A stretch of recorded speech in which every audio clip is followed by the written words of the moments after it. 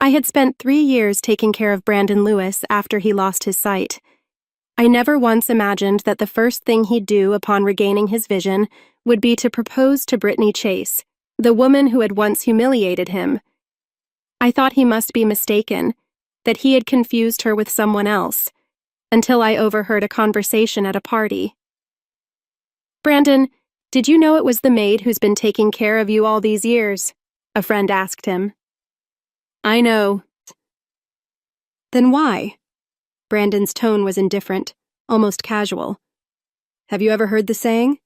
The first thing a blind man does when he regains his sight is throw away his cane.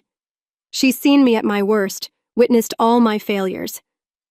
That's why she can only ever be the cane I throw away." I stood silently at the door, listening to those words, my heart sinking. I didn't step inside. Instead, I turned away, handed in my resignation, and boarded a southbound train with nothing but my savings and the weight of 3 years of my life lost. "Are you sure you want to resign, Mrs. Lewis?" Brandon's mother asked, glancing down at the resignation letter on the table, her expression thoughtful. She hadn't expected this. Less than a month ago, I had been the woman who cared for her son so deeply. But now, everything had changed. When love fades, clinging to it is nothing but futile. I stood before her, nodding without hesitation. "I'm not getting any younger," I added, my voice steady. "My parents have been asking me to come back and visit them, and they want me to settle down and get married soon." It was a lie. My parents had passed away 3 years ago, and the so-called home I spoke of was nothing but an abandoned cabin, crumbling and left to decay. There was no real home for me anymore. "Mrs. Lewis glanced at me, her eyes scanning my worn-out clothes, my tired appearance, and perhaps a twinge of guilt crossed her heart. She sighed softly, then reached into a drawer and pulled out a check. "This is $200,000. Think of it as a token of my appreciation. Thank you for taking care of my son." I looked at the check, knowing there was no reason to refuse. It wasn't just gratitude. It was a way to sever the final connection between Brandon and me. By accepting it, everything between us would be erased. There would be no reason to look back. I had come from a forgotten town in the American South, nestled among thick pine forests and endless stretches of wilderness. The town was so small, it didn't even make it onto most maps. A handful of run-down houses, dusty dirt roads, and the ever-encroaching woods surrounded us. The only way out was a rickety old gravel road that would kick up clouds of red dust whenever a car passed, though that didn't happen often. There was no school in our town. To get an education, you had to ride a creaky old bus over bumpy roads for 15 miles to the nearest town. In our family, money was as rare as rain in August. There were 3 of us kids, but there was only enough for one to attend school. I wasn't the eldest, so I didn't bear the weight of the family's hopes. I wasn't the youngest either, spoiled with affection. I was the middle child, often overlooked, the one easiest to let go. In 8th grade, our class participated in a pen pal program with students from a big city up north. That letter felt like a tiny window to the outside world. I poured all my curiosity and longing into it, filling 2 whole pages with cramped handwriting brimming with questions. Are there really cars that can carry people for hundreds of miles? Do city kids have to walk as far as we do just to get to school? I never expected a reply. My cousin had spent some time in Atlanta, and she claims city folks didn't care about kids like me from the sticks. They carried themselves with an air of superiority, looking down on anyone with dust on their shoes. But a month later, a letter arrived. The envelope was crisp and clean, the handwriting neat and precise. Every one of my questions had been answered with patient detail. At the bottom was a simple signature, Brandon. Brandon. I whispered that name over and over, etching it into my heart. In class, I'd scribble it in the corners of my notebook, savoring the way it flowed, soft and rhythmic, like a stream slipping over smooth stones. That letter wasn't the last. We kept writing, sharing glimpses of our lives. He told me he was 2 years older, loved basketball and dogs, and hated practicing penmanship, which I found funny because his handwriting was always flawless. By the time I finished middle school, things at home had gotten worse. My parents decided only one of us could go to high school. To keep it fair, they drew lots, but as the middle child, I wasn't even given a chance to draw. I didn't protest. I just buried my face in a thin pillow and cried quietly. With no one to turn to, I poured all my heartbreak into a letter to Brandon. By then, I'd resigned myself to the idea of becoming a housemaid, another forgotten dream buried beneath the weight of reality. But then, a miracle happened. My teacher told me someone had offered to sponsor my high school education. I cried with joy, naively believing I'd been blessed by a kind stranger. Years later, when I was in college, I finally gathered the courage to ask my teacher who that generous person was. She smiled softly and said, almost like it was nothing, "It was Brandon." I froze. My heart pounded like it was trying to escape my chest. Brandon, the boy who talked to me about basketball, dogs, and answered all my childish questions, wasn't just a pen pal. He was the person who'd quietly changed the course of my life. When it came time to choose a university, I didn't hesitate. I applied to the one closest to Brandon's hometown. I told myself it was for better opportunities, for convenience, but deep down, I just wanted to find him, to tell him face to face, thank you, to let him know that his letters didn't just answer questions about the world, they saved a lonely, forgotten soul. Young hearts are easily stirred. As I exchanged letters with Brandon, my feelings for him grew alongside an overwhelming curiosity. What did he look like? I had imagined it countless times, the face behind the patient words, the boy who funded my education. Though only 2 years older, his letters carried a maturity that often felt beyond his age, though traces of youthful stubbornness peeked through in small, endearing ways. When I finally followed the address on one of his letters and found his home, nothing was as I had imagined. First, Brandon's family was wealthy, far wealthier than I had ever pictured.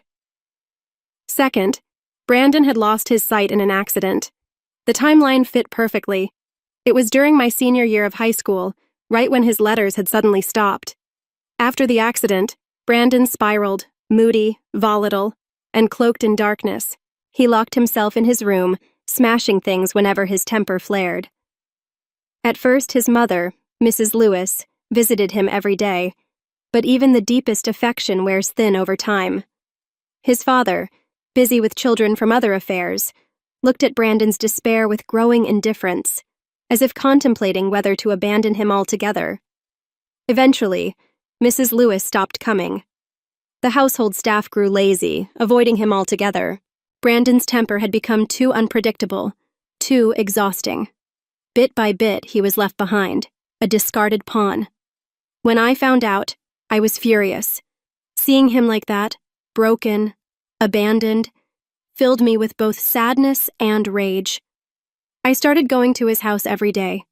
I cleaned, cooked, and tended to his needs with gentle patience, coaxing him little by little out of his darkness. Mrs. Lewis, seeing that my care for Brandon was genuine, and perhaps knowing I was fresh out of college with no stable income, hired me as Brandon's personal maid. At first, Brandon resented my presence. He tried to scare me off, cruel tricks testing my patience, hoping to drive me away. But I didn't leave. I grew bolder with every setback, refusing to be frightened off. Then came that stormy day. The sky roared with thunder, rain lashing against the windows. I was late getting to his house, delayed by the wind and the flooded roads. Alone in the dark, the booming thunder dragged Brandon back to the memory of the accident that had stolen his sight. Terrified, he curled into a corner, trembling. When I finally found him, his face was ashen, his expression lost, like a stray puppy searching for home. I wrapped my arms around him, softly humming the lullaby my mother used to sing to my little sister. After that day, Brandon never pushed me away again, and so I stayed for 3 years. I poured my heart into caring for him.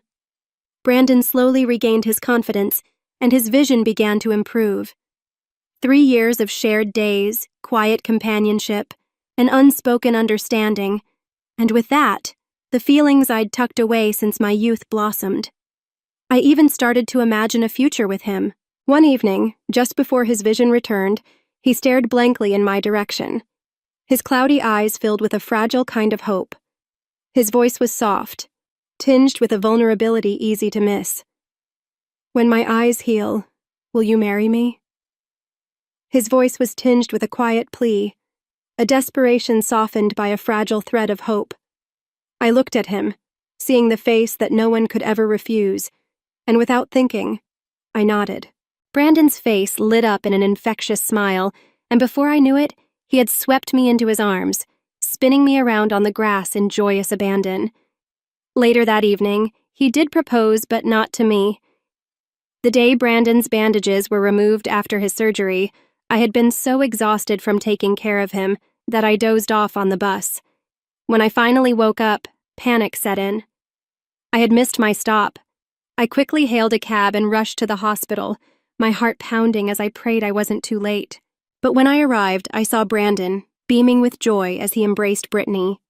He tenderly brushed a strand of hair away from her forehead, his eyes filled with warmth. Then, with a flourish, he pulled out the diamond ring and, with a deep sincerity in his voice, proposed. "Thank you for taking care of me so selflessly these past 3 years." Brittany's face momentarily betrayed her.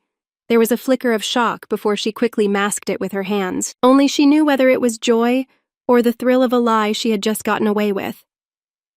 I stood frozen, convinced Brandon had mistaken her for me.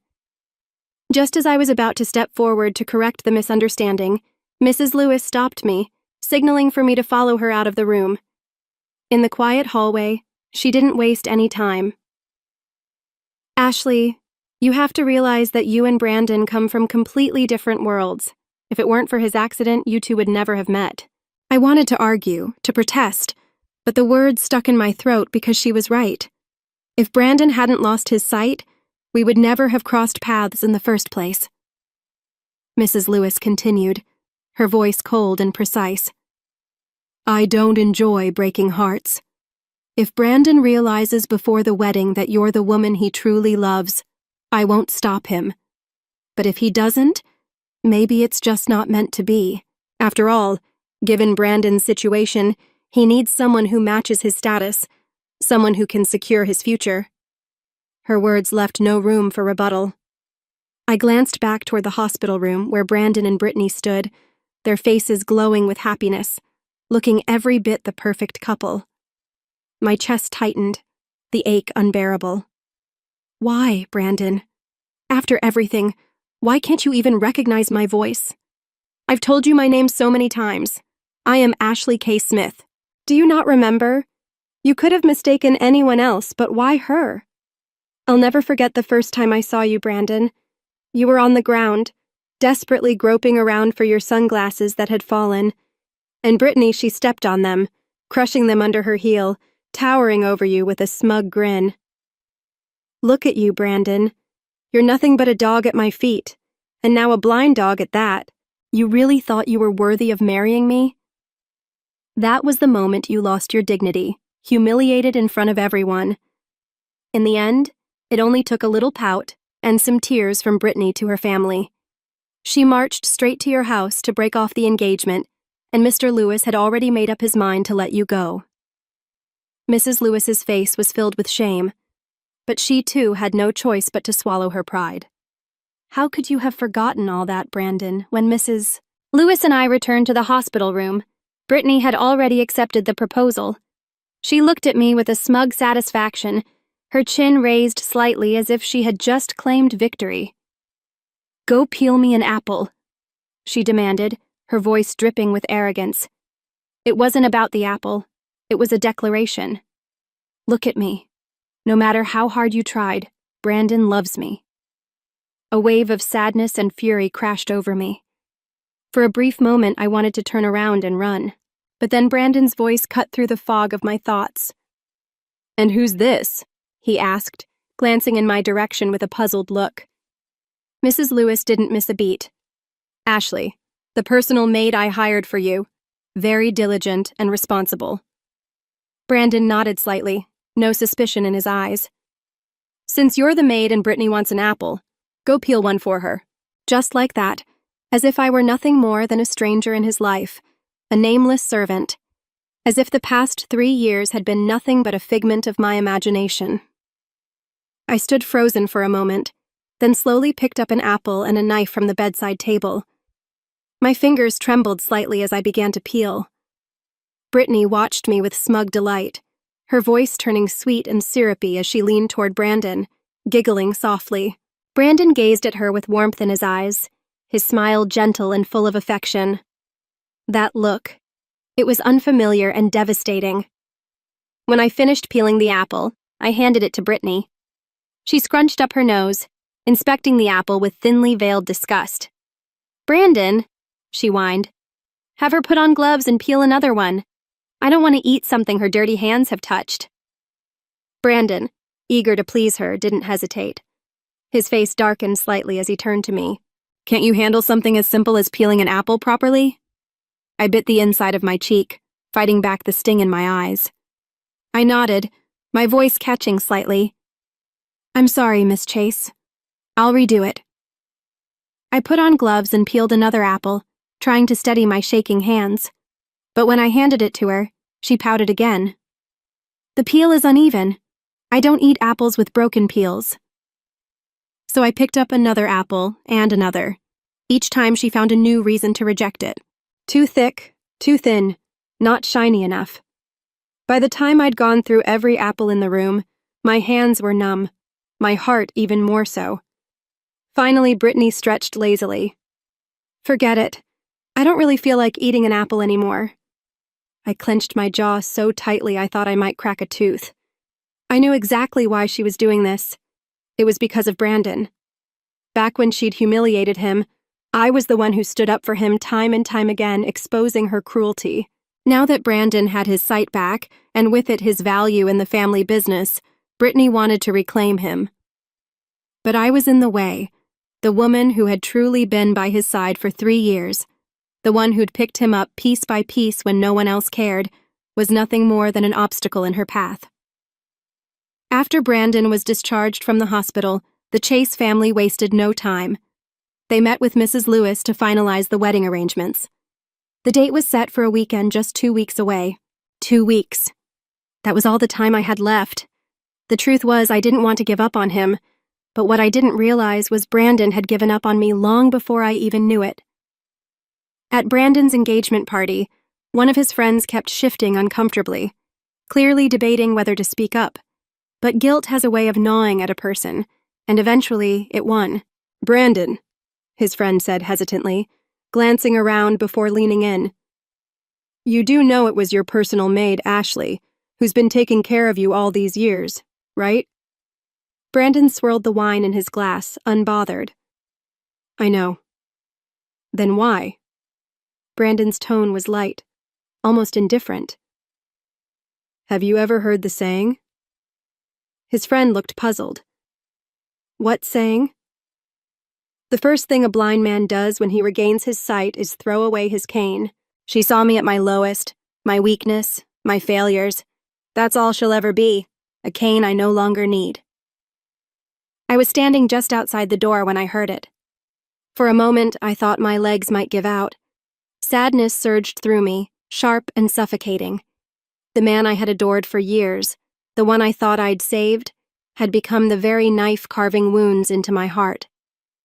I stood there for what felt like forever, long enough for my legs to go numb, my heart even more so. Staring at Brandon from afar, I felt something inside me shift, an invisible line dividing the man I had loved from the man standing in that room. Maybe my Brandon had died the year I first met him. I didn't stay for the party. I turned around, walked away, and handed Mrs. Lewis my resignation letter. I didn't have much to pack, just a single suitcase, everything I owned stuffed inside. I lied to Mrs. Lewis this time. I wasn't going back home. There was nothing to return to. My parents had been gone for years, and my childhood friends had long scattered, chasing lives of their own. I didn't know where I was going. I opened my phone, picked a random train heading south, and bought a ticket. Maybe I just wanted to see what the world looked like beyond the ruins of my heartbreak. When the train finally arrived, I stepped off and turned back for one last look at the city I was leaving behind. It looked the same as the day I arrived, but I wasn't. Some people come into your life like fleeting shadows, brief, weightless, destined to fade. In the end, no matter how tightly you hold on, they'll slip through your fingers, lost to the endless sea of faces. The train kept heading south. I didn't know where I was going, so I decided I'd get off wherever the train decided to stop. My first stop was Ruston, a place where the sky seemed impossibly blue, and the flowers bloomed with an energy I couldn't quite match. I tried to heal, piece by piece, smoothing over the scars left behind, but the harder I tried to forget, the more tightly the memories clung to me. One day, my phone buzzed with a message from an unfamiliar number. It was a video Brandon. He looked different, disheveled. There was a shadow of exhaustion etched into his face, something that hadn't been there before. The video started with one of his friends, half joking, half serious. "Your maid's gone. Why don't you go apologize? Just say you were joking." Brandon was silent for a moment, swirling the wine in his glass. Then he spoke, his voice casual, almost indifferent. "I wasn't joking. What's there to explain? Besides, why should I apologize? She's the one who left without saying anything. Where's the sense of responsibility in that? Who knows, maybe she's just playing hard to get." His friend laughed, eager to agree. "Yeah, she was obsessed with you. Bet she'll come crawling back in a few days. I mean, look how she cared for you when you were blind, like she couldn't live without you." Brandon chuckled, then shrugged nonchalantly. "Even if she's dead, I wouldn't go looking for her." The video ended with Brittany rushing into his arms, her laughter ringing in the background. I stared at the screen, frozen, a coldness spreading through me. The ice didn't touch my skin, it lodged deep in my heart. Even if she's dead, I wouldn't go looking for her. The man I had spent 3 years loving, the man I had cared for through the darkest, most broken moments of his life, I realized, wasn't the man I thought I knew. Maybe he had never truly shown me who he was. Maybe I had been a fool all along, spinning in circles, a clown in a show I didn't even know I was part of. I knew this was Brittany's doing. She wanted to gloat, to say, "See, even after everything, Brandon still chooses me. You were never anyone to him." I deleted the video without a second thought, my heart heavier than it had ever been. I stood by the river, letting the evening breeze wash over me, staring at the still water. My heart was burdened with an aching weight. How was I supposed to let go of someone I couldn't forget? But I knew I couldn't keep living like this, holding on to someone who no longer cared. I stood up, trying to shake off the aching feeling in my chest. I began walking along the lakeside, hoping that moving would help clear my mind. Suddenly, out of nowhere, I was yanked back with such force that I stumbled and fell hard onto the ground. "Don't do it!" a voice shouted above me. I blinked, startled, and looked up into the face of a young man. His black hair fell messily over his forehead, and his emerald green eyes were sharp, vivid with genuine concern. "Are you okay?" he asked softly, his gaze scanning me for injuries. I pushed myself up, brushing the dirt off my clothes. "I'm fine." He didn't look convinced. "If you're feeling overwhelmed, you can talk to me. Don't do anything drastic, okay?" There was something in his voice that calmed me, a kind of warmth I hadn't realized I needed. The world felt quieter in that moment, and I couldn't help but feel that maybe, just maybe, I was about to find something or someone that would help me heal. It took me a second to realize what he meant. I shook my head quickly. "Wait, no, I wasn't trying to jump into the river." His words caught in his throat, and his face flushed bright red. "Oh, I'm sorry, but I saw you standing there alone and—" He watched him stammer, his embarrassment making him fumble even more. "It's okay," I said with a small smile, amused despite myself. As I turned to leave, he hesitated, then awkwardly pulled out his phone and held it out to me. Can I have your number?" I raised an eyebrow. His face turned an even deeper shade of red. "Not like that," I'm worried, in case you, try again. I stared at him for a moment, then sighed, trying not to laugh. I told you I wasn't trying to kill myself. He scratched the back of his neck, clearly flustered. Right, sorry. I didn't mean that. He couldn't even finish his sentence, stumbling over his words, his face now a brilliant crimson. There was something ridiculously endearing about it. I tilted my head, teasing. Oh, I get it. You like me, don't you? His eyes widened in horror. No, not like that. Watching him stammer and fumble, cheeks burning, made something inside me ease for the first time in a long while. I didn't feel heavy. In the end, we exchanged numbers and names. His name was Jacob, a college student. He lived nearby and liked to go for night runs. It just so happened that tonight, on one of those runs, he saw me standing alone by the water and, in a panic, thought he was saving me from myself. After spending some time in Ruston, Jacob and I grew closer. What started as light teasing and casual jokes slowly revealed something deeper. I realized Jacob genuinely liked me, but we never acknowledged it. That fragile, unspoken thing sat between us like glass, thin and clear, just waiting to shatter. Friends often say the best way to forget an old, broken love is to start a new, healthy one, but it's not that simple. 3 years with Brandon wasn't a fleeting affair, not 3 weeks, not 3 days. It was years of my life, stitched into his thread by thread. I started to distance myself from Jacob, hoping he'd get the hint and walk away. But he didn't. I've never been someone who enjoys a restless life. After a while, I realized Ruston suited me just fine. The town's quiet charm wrapped around me like a soft blanket. So I rented a small shop and opened a flower store, Blissful Blooms.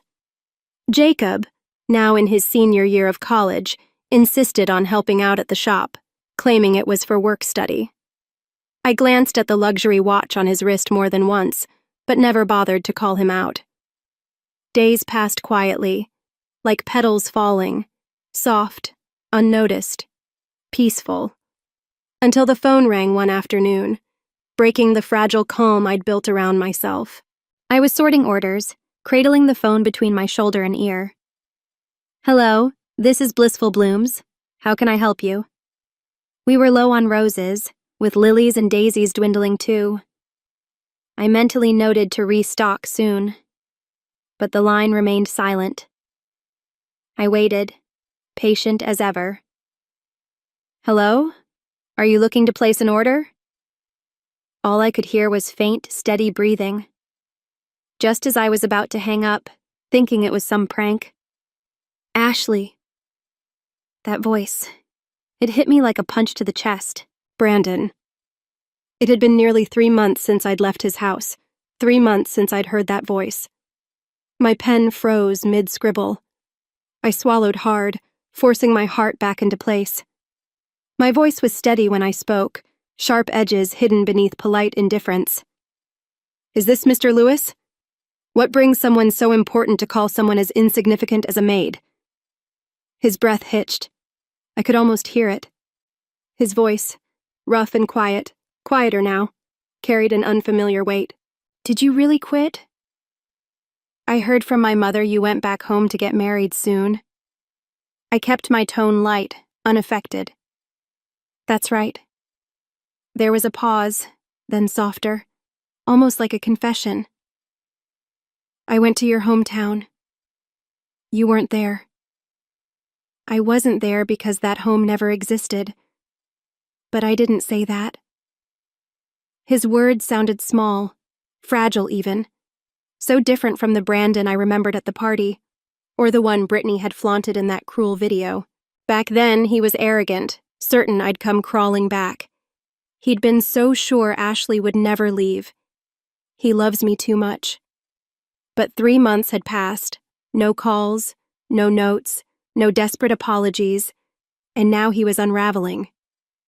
I stayed silent, letting the weight of his words hang between us. If you don't have any real reason for calling, Mr. Lewis, I'll hang up now. His composure cracked, irritation seeping through. I'm getting married next week. You'll come to the wedding, won't you? My breath hitched, a sharp sting in my chest. What is this? A final jab? An invitation? Or an insult? For a fleeting second, I felt the old ache. But then nothing. Just emptiness. Brandon wasn't worth it anymore. I didn't even have to fake my next words. Sorry. I can't make it. Why not? His voice quickened, a trace of panic. I smiled, even though he couldn't see it. Because I'm getting married too. I hung up the phone and exhaled deeply. The weight I'd carried for so long seemed to evaporate, as though I had just let go of a breath I had been holding far too long. That's when the shop's bell chimed. I turned, and there stood Jacob, framed in the doorway by the sunlight like a scene straight out of a painting. In his hand, he held a bouquet of roses, and his white shirt, sleeves casually rolled up, added to the effortless charm of the moment. My heart skipped, and for the first time in a long while, I felt something flutter inside me. After Brandon, I had convinced myself that love wasn't meant for me, at least not the kind that was real, the kind that didn't hurt. But maybe, just maybe, I had underestimated it. And myself. We cross paths with so many people in life. Why waste forever mourning those who weren't right for us? Jacob, unaware of the storm that raged inside me, stepped in like he always did, placing the flowers into a vase with his usual meticulous care, changing the water without hesitation. But this time, I didn't stand back. I reached forward, plucked a single rose from the bouquet, and twirled it in my fingers before looking up at him with a soft smile. Jacob, I said, feeling lighter than I had in years. Let's give this a try. That day, the flower shop was closed. Jacob practically dragged me out of bed, his infectious energy pushing through my grogginess. Today was our first official date since we'd started seeing each other, and Jacob wasn't treating it like just another outing. He was taking it seriously. So seriously, in fact, that he'd gone all out and dressed up. As he admired himself in the mirror, he wrapped his arms lazily around my waist, grinning at his reflection. Ashley, can I kiss you? He asked, his eyes glinting with playful confidence. I covered my mouth, mumbling, I haven't brushed my teeth. Undeterred, he leaned in and nuzzled the back of my hand. Then tell me, do you like me? I sighed, helpless against his persistence. Yes, I like you. A lot. Only then did he finally release me, satisfied by my answer. At the amusement park, Jacob's grip on my hand was firm as he studied the map, focusing intently as if we were about to embark on an expedition. After a few rides, he insisted I sit and rest while he went to grab some ice cream. I lazily flipped through the park map in my hands as I sat down, when a shadow suddenly fell over me. I looked up, expecting Jacob, ready to continue our plan for the Ferris wheel, but my words caught in my throat. It wasn't Jacob, it was Brandon. He looked disheveled, his unshaven face a stark contrast to the polished man I once knew. But when his eyes landed on me, they lit up with something that almost felt like relief. My smile faded instantly, and a chill ran through me. Brandon stepped forward as if to embrace me, but I instinctively took a step back, putting distance between us. The shock was evident in his eyes. He had never expected me, the girl who once hung on to his every word, to reject him. I glanced toward Jacob, who was a few feet away, juggling drinks and balloons with his usual carefree demeanor. Without thinking, I began to walk toward him, drawn to the comfort of his warmth. But before I could reach him, Brandon's hand shot out and gripped my arm. It wasn't tight, but there was desperation in his touch, an almost pleading quality to his voice as he whispered, "Please don't go." The words were fragile, as if he had practiced them 1,000 times, waiting for this moment. I didn't respond. Brandon continued, his words spilling out. Ashley, I know I was wrong. I was blinded by ambition, by what I thought I needed. I thought Brittany was the right choice, but I never loved her. I never even wanted her. It's always been you. Can't we go back to the way things were? I looked into his eyes I once dreamed would hold this very regret. I used to imagine this scene, Brandon begging me to come back, filled with remorse. I thought I'd feel victorious, that it would heal the ache he'd left behind, but standing here, I felt none of that. No satisfaction, no ache, just emptiness. Maybe even a hint of amusement at how small he suddenly seemed. I gently pulled my arm from his grasp, my voice calm and steady. Brandon, you were right all along. We were never the same. We come from different worlds. You're from a family of wealth and influence, and I'm just an ordinary girl with nothing to offer you but myself. I thought that was enough. I thought if I loved you hard enough, I could bridge that gap. I was wrong. I was foolish to think we had a future. I took a deep breath, my heart surprisingly light. But the thing is, Brandon, I've woken up from that dream. His face crumpled, eyes filling with panic, as he shook his head, trying to stop my words like they physically hurt him. No, Ashley, that's not true. Don't say that. He reached for me again, but Jacob arrived just then, stepping beside me and gently taking my hand.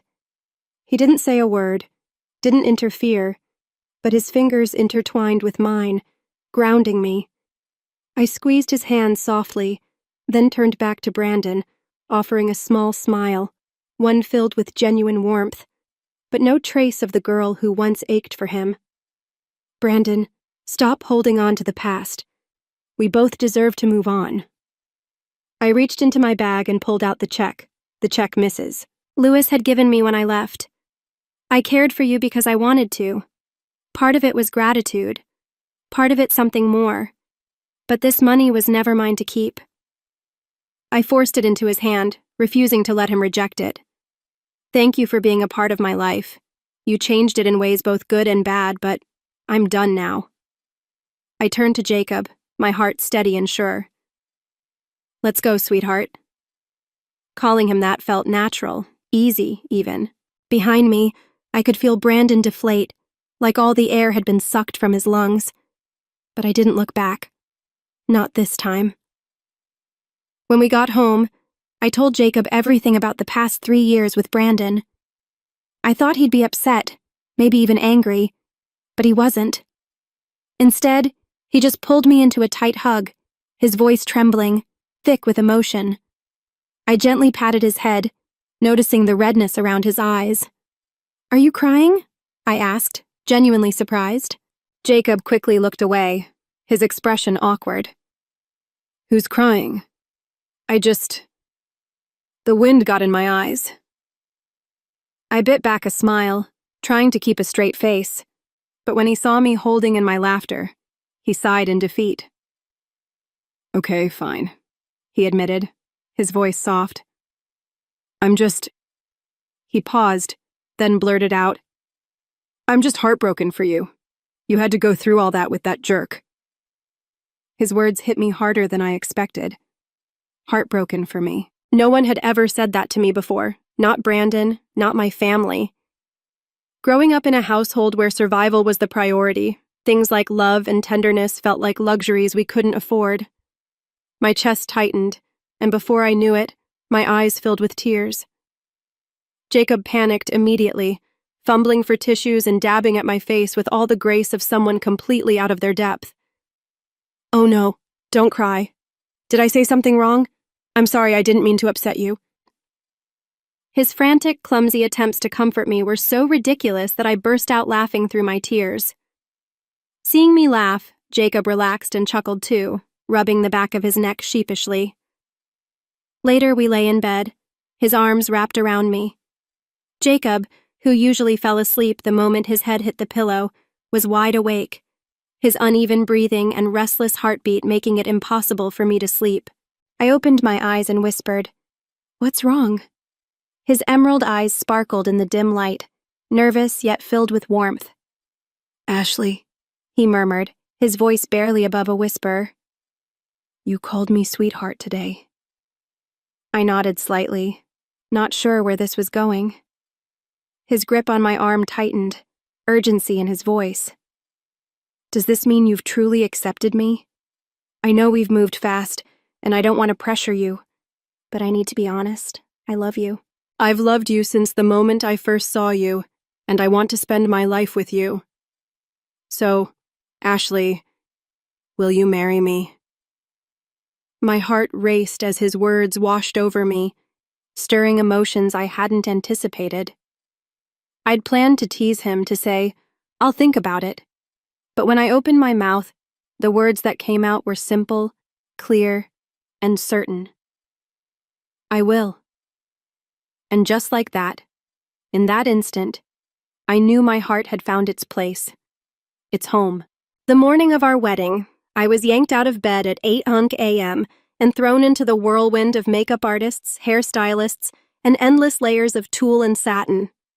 Staring at my reflection in the mirror, I barely recognized the woman looking back at me. Radiant, glowing, beautiful in a way that almost felt like a dream. It was hard to believe that this was actually me. As I was being transformed, my phone buzzed. Without thinking, I picked it up. It was Brandon's friend, his voice frantic, filled with panic. Ashley, where are you? Can you come over? Brandon's not doing well. He's on the verge of a breakdown. I froze. My fingers tightened around the phone. For a moment, I considered hanging up, but he rushed to fill the silence, his words tumbling out.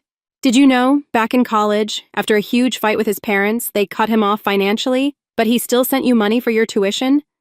He worked 2 jobs, coding during the day, waiting tables at night, all for you, Ashley. He's always loved you. I hadn't known. I'd always assumed Brandon's money came from his wealthy family, never realizing there was more to the story. I stayed silent, not because I didn't care, but because I didn't know how to feel. Brandon's friend seemed to sense the hesitation in my silence and pushed further. Think about all the good he did for you, the sacrifices he made. Yes, Brandon had been good to me once, but if he loved me so much, how did he become the person who shattered my heart without a second thought? People change, don't they? I glanced across the room, and there stood Jacob, dressed in his wedding suit, a soft smile playing on his lips as he waited for me. This was my future. My heart felt lighter than it had in years.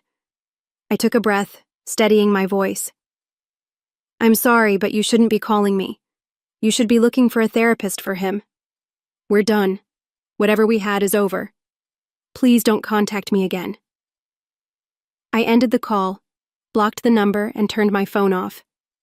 Today wasn't about Brandon. It was about me, about Jacob, and the life we were about to build together. I smoothed down my dress, lifted my chin, and walked toward the man waiting for me, ready to embrace the most important day of my life. Have you ever had to choose between a painful past and a promising future? And how did you know when it was time to move on? Ashley spent years caring for Brandon, believing their bond would lead to something more. But when Brandon regains his sight and proposes to Brittany, the woman who once humiliated him, Ashley's world shatters. Despite all her sacrifices and deep feelings for him, Brandon's rejection forces Ashley to walk away. In the aftermath, she finds solace in Ruston, where she meets Jacob, a man who offers her a love she never thought she deserved. As Ashley moves on and builds a life with Jacob, Brandon's attempt to rekindle their past comes too late, and Ashley finally chooses her own happiness over the man who once held her heart. From the perspective of self-respect and growth, Ashley's decision to leave Brandon behind is not just an act of walking away from him, but a choice to reclaim her own dignity. Brandon, blinded by his past, failed to see the woman who had been by his side, offering unwavering care and love through his darkest times. Yet the moment he regained his sight, he chose to toss aside the very person who had been his support. Ashley's departure symbolizes her understanding that love should not be a one-sided effort, nor should it be tied to someone who cannot see her worth. By embracing Jacob and rejecting Brandon's call, Ashley reclaims her power. She refuses to remain in a past where she was treated as disposable. Her journey teaches us that love must be mutual, and when it's not, it's okay to let go for the sake of one's own happiness. Have you ever been in a relationship where you gave everything, only to be discarded when the other person had what they wanted? How did you move forward from that? What do you think of Ashley's decision to walk away from Brandon, even after everything she had sacrificed for him? Do you think she made the right choice? Or is there more to the story? Share your thoughts and experiences in the comments below. Let's discuss the power of letting go and embracing the future, no matter how painful it may seem at first.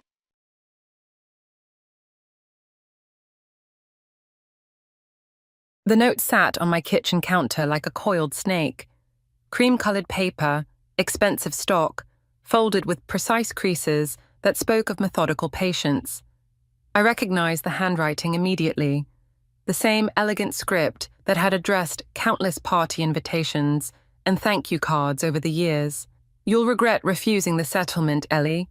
Some doors should stay closed. I crumpled the paper in my fist, my fingers trembling. Linda had always excelled at veiled threats, wrapped in sophistication.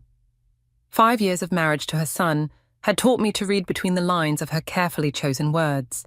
Quite the welcome home gift, I muttered, tossing the ball of paper into the trash. The empty boxes scattered around my new apartment seemed to mock me, each one a reminder of everything I'd walked away from. The Martin family fortune, the sprawling estate, the carefully curated image of the perfect daughter-in-law. My phone buzzed. David's face appeared on the screen and my stomach clenched. I let it ring 4 times before answering. "What do you want?" "Mom's worried about you." His voice carried that familiar note of practiced concern. "She thinks you're making a mistake." "Your mother's always worried when she can't control something." I moved to the window, watching the city lights flicker on as dusk settled. "Tell her the divorce is final. The settlement's off the table. I'm done." "You're being stubborn, Elle. This isn't like you." "Maybe that's the problem. Maybe you never knew who I really was." The silence stretched between us like a chasm. In the background, I heard Mia's voice, sharp and insistent. Of course she was there. David's sister never missed an opportunity to orchestrate family drama. "Jake mentioned he saw you at the agency today," David said finally. "Said you seemed different." My fingers tightened around the phone. Jake, Mia's perfect fiancé, with his practiced smile and watchful eyes. "Tell your sister's lapdog to focus on his own business. I'm sure Linda has plenty for him to do." "Don't start with conspiracy theories, Ellie. It's beneath you." I laughed, a harsh sound that surprised even me. "Beneath me? Like the way your mother tried to buy my silence? Or how Mia spread those rumors at the country club? You're paranoid. This is exactly why." "Why what?" "Why Linda thinks I need to be managed. Why you never stood up to them." My voice cracked. "I found another note, David. Want to pretend you don't know anything about that either?" The sharp intake of breath told me everything. "What note?" "Ask your mother. Better yet, ask Jake. He's gotten good at delivering her messages." I ended the call before he could respond, my hand shaking. Across the street, a car idled in the growing darkness. Black, expensive, familiar. I'd seen it outside my office earlier today. My phone buzzed again. A text from Sophie. "Drinks? You sound like you need to talk." I hesitated. Sophie had been my rock through the divorce, but lately something felt off. Little comments that didn't quite fit. Questions that probed too deep. Another note slid under my door, the paper whispering against the hard wood. My heart pounded as I picked it up, unfolding it with unsteady fingers. "Family protects its own. Remember that." I stared at the words, feeling something shift inside me. The fear and confusion of the past months crystallized into something harder, colder. They wanted to play games. Fine. But they'd forgotten something crucial about me. I wasn't just David's ex-wife anymore. I wasn't the quiet graphic designer who smiled at family functions and kept the peace.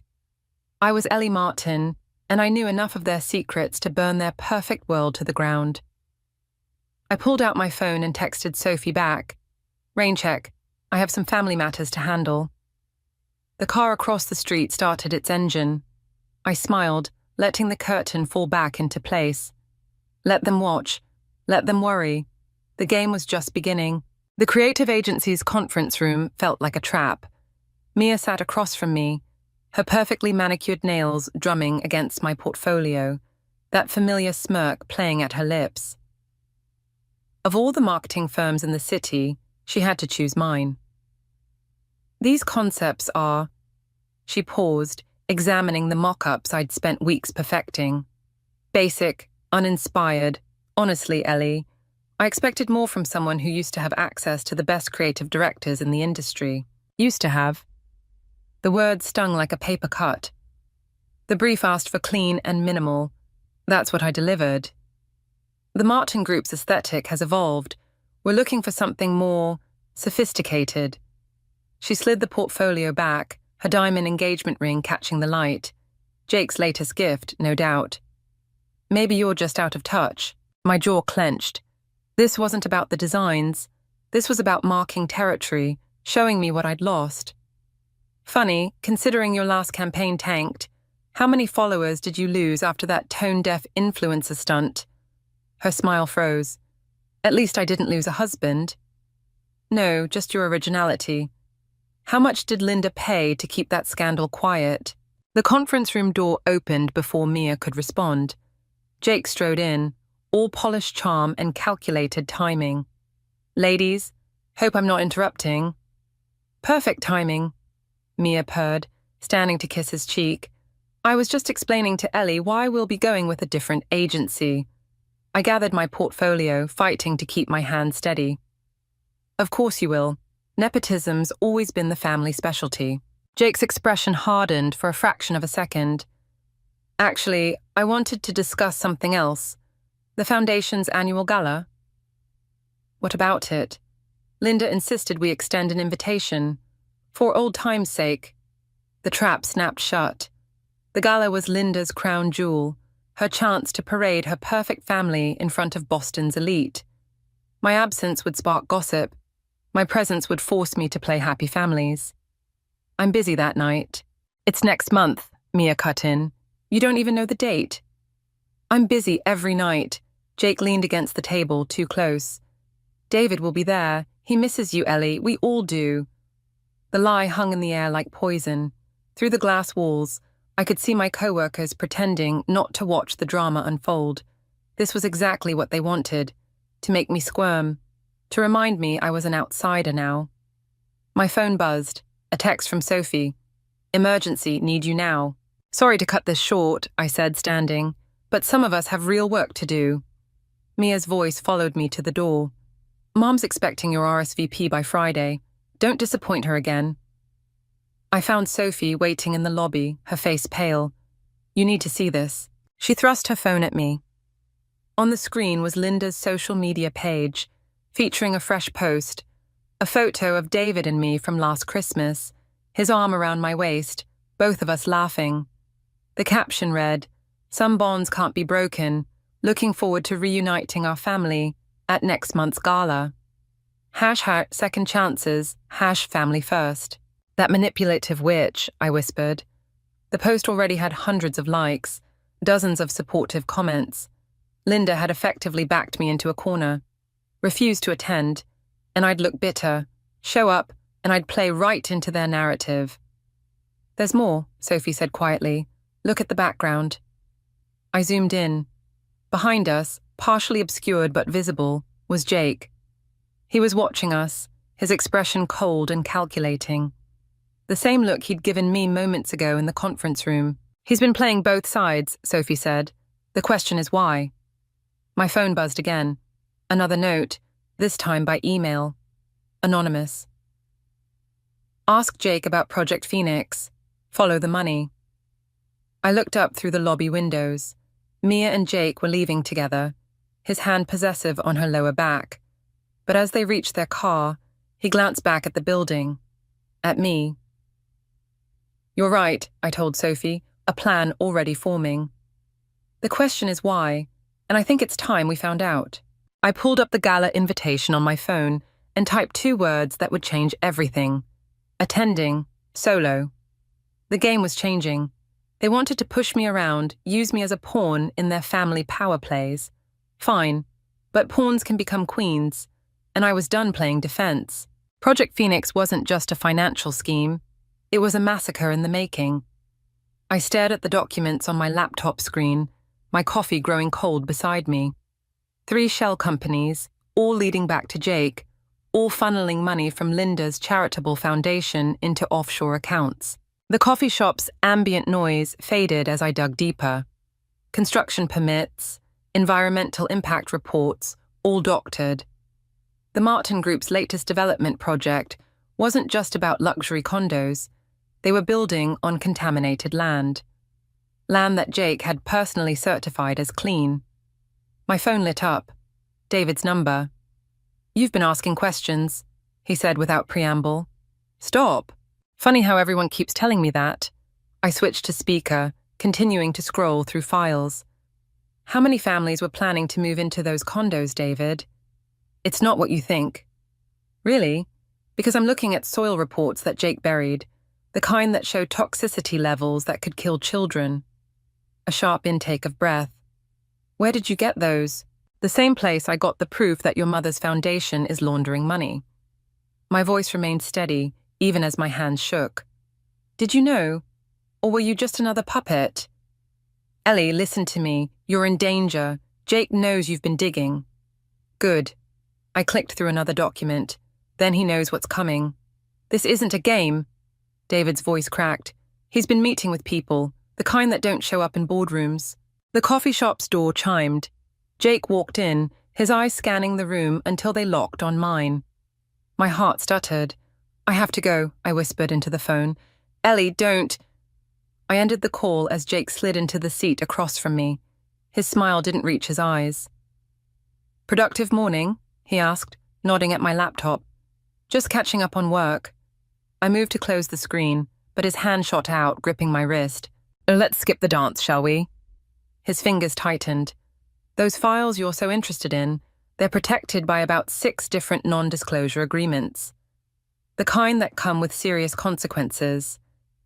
Like building homes that could poison families." His smile widened. "You always were smarter than they gave you credit for. It's almost a shame." "What is, that I figured out your game? That you won't be around to see how it ends?" He released my wrist, reaching into his jacket. A manila envelope appeared, sliding across the table. Inside is a one-way ticket to Vancouver, first class, very generous severance package included. I didn't touch it. "And if I refuse?" "Then I stop being so generous." He leaned forward, voice dropping. "Ask yourself, is this really worth dying for? Is Mia worth lying to?" I countered. "Does she know her perfect fiancé is bleeding her family dry?" Something dangerous flashed in his eyes. "Mia understands sacrifice. Linda taught her well. The question is, what are you willing to sacrifice?" My phone buzzed. A text from Sophie. "Don't trust anyone. Coming to you now." Jake's eyes flicked to my phone. "Ah, the loyal friend. Tell me, have you ever wondered why Sophie's so interested in the Martin family's affairs?" Ice spread through my veins. "What are you talking about?" "Check her credentials, her real ones." He stood, straightening his jacket. "You have 24 hours to take the deal.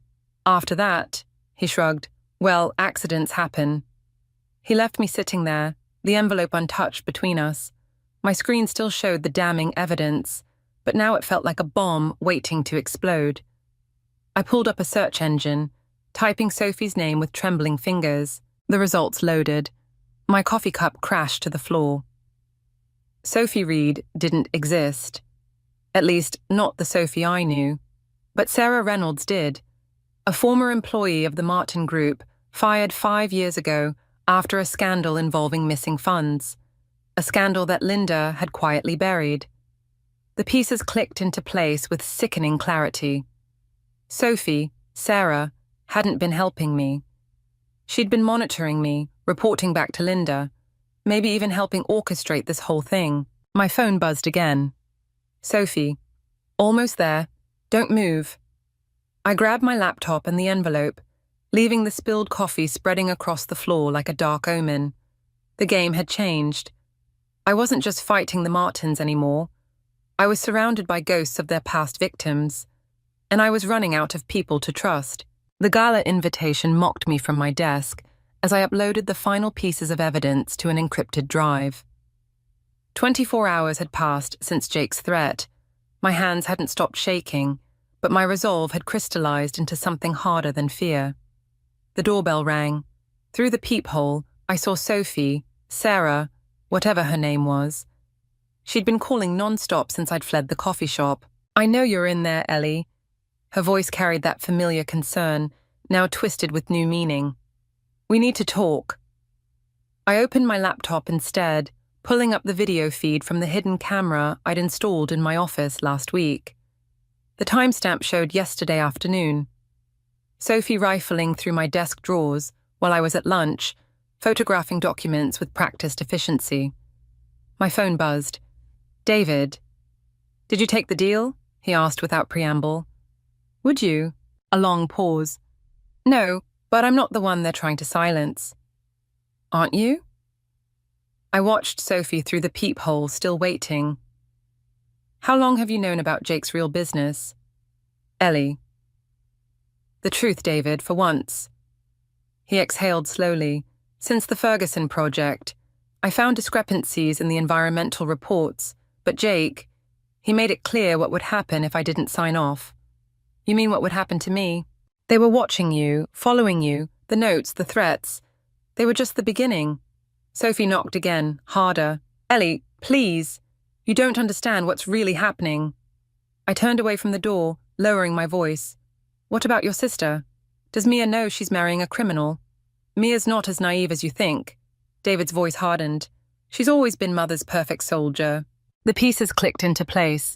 "The foundation gala, that's when they're closing the deal on Project Phoenix, isn't it?" His silence was answer enough. "All those investors," I pressed. "The press, the perfect cover for transferring the funds." "Don't go to the gala, Ellie. Please." A key scraped in my lock, the spare I'd given Sophie months ago. I ended the call and grabbed my laptop, slipping into the bedroom just as the front door opened. "I'm trying to help you," Sophie called out. Her footsteps moved through the apartment. "Linda sent me to protect you." I eased open the window, heart pounding. The fire escape creaked beneath my feet. "The evidence you have," Sophie continued, "it goes deeper than Jake. There are people involved who make him look like an amateur." I froze, one foot on the metal grating. "Linda's not the villain here," she said, closer now. "She's trying to contain something much worse. And you're about to blow everything wide open." The bedroom door opened. Our eyes met through the half-open window. "Sarah Reynolds," I said quietly. "That's your real name, isn't it?" Something flickered in her expression. Pain, maybe regret. "I was trying to stop them, just like you are now. But Linda, she gave me a choice, the same choice she's giving you. Submission or destruction. Survival." She took the step forward. "The gala isn't just about money laundering. It's about power, control, the kind that gets people killed." I pulled the flash drive from my pocket. "You mean like this?" Everything I found about Project Phoenix, the shell companies, the contaminated land. Enough to destroy them all. "Ellie, don't. I trusted you." My voice cracked. "Every secret, every fear, you reported it all back to them, didn't you?" She moved closer, hands raised. "I was protecting you the only way I could. By betraying me. By keeping you alive." Her composure cracked. "Do you think Jake's threats are empty? Ask yourself why Linda's kept me around all these years. What I had to do to earn my second chance." The implications turned my stomach. But beneath the fear, something else burned. Determination. "The gala's in 3 days," I said, stepping back onto the fire escape. "Tell Linda I'll be there. Tell her I'm done running." "That's exactly what they want." I smiled, cold and sharp. "No, they want me scared, controlled, but I'm done being their victim." I descended the metal stairs, Sophie's warnings fading behind me. The flash drive felt heavy in my pocket, a weapon more dangerous than any threat they could make. Let them think they'd won. Let them believe I was walking into their trap. They'd forgotten one crucial detail. Sometimes the best revenge isn't about destruction, it's about justice. The gala invitation felt like a loaded gun in my evening clutch. 2 hours in, and the Martin family's carefully orchestrated performance was reaching its crescendo. Linda held court near the fountain, her silver dress catching light like armor. Jake worked the room with practiced charm, leading potential investors toward private conversations in shadowy corners. I adjusted my microphone, a delicate piece of equipment borrowed from a former client who owed me a favor. The flash drive in my purse contained enough evidence to destroy them all, but timing was everything. "You clean up nice." David appeared beside me, his bow tie slightly askew, a deliberate imperfection his mother would hate, though I'm surprised they let you through the door. "Your mother's idea. Keep your enemies closer, right?" His fingers brushed my arm. "You're not the enemy, Elle." "No?" I watched Jake lead another investor away. "Then why is your future brother-in-law planning to disappear with half the foundation's money tonight?" David's grip tightened. "What are you talking about? Project Phoenix isn't just about contaminated land anymore. It's about making sure the Martin family takes the fall while Jake walks away rich." Before he could respond, Mia materialized between us, her smile sharp as broken glass. "Dance with me, brother dear. Mother insists." I watched them move away, catching Linda's calculated stare across the room. She raised her champagne glass in mock salute. My phone buzzed. "Sophie." "Don't do this. Last chance to walk away." I deleted the message and moved toward the service corridor. The real meeting would happen soon, Jake and his conspirators finalizing their plan while the party provided cover. "Going somewhere?" Mia's voice froze me mid-step. "The party's this way, dear sister." I needed air. "Funny, that's exactly what Jake said." She stepped closer, perfume mixing with threat. "He's not as clever as he thinks he is. Neither are you." Understanding clicked. "You know what he's planning." "I know everything." Her smile turned predatory. "Why do you think I agreed to marry him? Mother needed someone on the inside." The pieces shifted, realigning into a new pattern. The notes, the threats. "That was you." Jake needed to believe he was in control, that his plan was working. She adjusted my necklace with false sisterly concern. "But he forgot who really runs this family." "Linda. Always." Her fingers lingered near my throat. "The question is, whose side are you really on, Ellie? Because that wire you're wearing, we've been broadcasting static for the past hour." My blood turned to ice. Behind Mia, I saw Jake emerge from the service corridor, his face flushed with victory. He caught my eye and smiled, the smile of a man who thought he'd won. "The evidence," I started. Is already being handled." Mia's voice dropped to a whisper. "But you might want to check on that friend of yours. Sophie, or Sarah, rather. She made quite a scene at the security office earlier." My phone buzzed again, an unknown number. "Evidence secured. Waiting for your signal. S." Mia read the message over my shoulder, her composure cracking for the first time. "What did you do?" I smiled, echoing her earlier predatory expression. "You forgot something about family, Mia, about why Linda chose me for David in the first place." "And what's that?"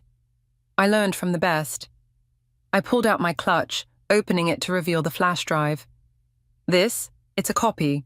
The originals went to the FBI an hour ago.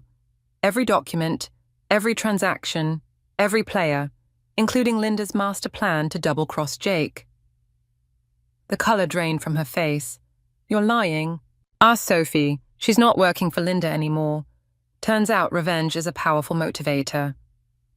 Across the room, commotion erupted near the entrance. Federal agents moved through the crowd with practiced efficiency. Jake's smile vanished as he spotted them, his escape route suddenly blocked. Linda stood frozen by the fountain, her champagne glass slipping from nerveless fingers. The crash echoed through the suddenly silent room. "You destroyed everything," Mia whispered. I watched as David caught my eye across the chaos, something like pride mixing with his shock. "No," I said quietly. "You did that yourselves. I just made sure everyone paid their fair share."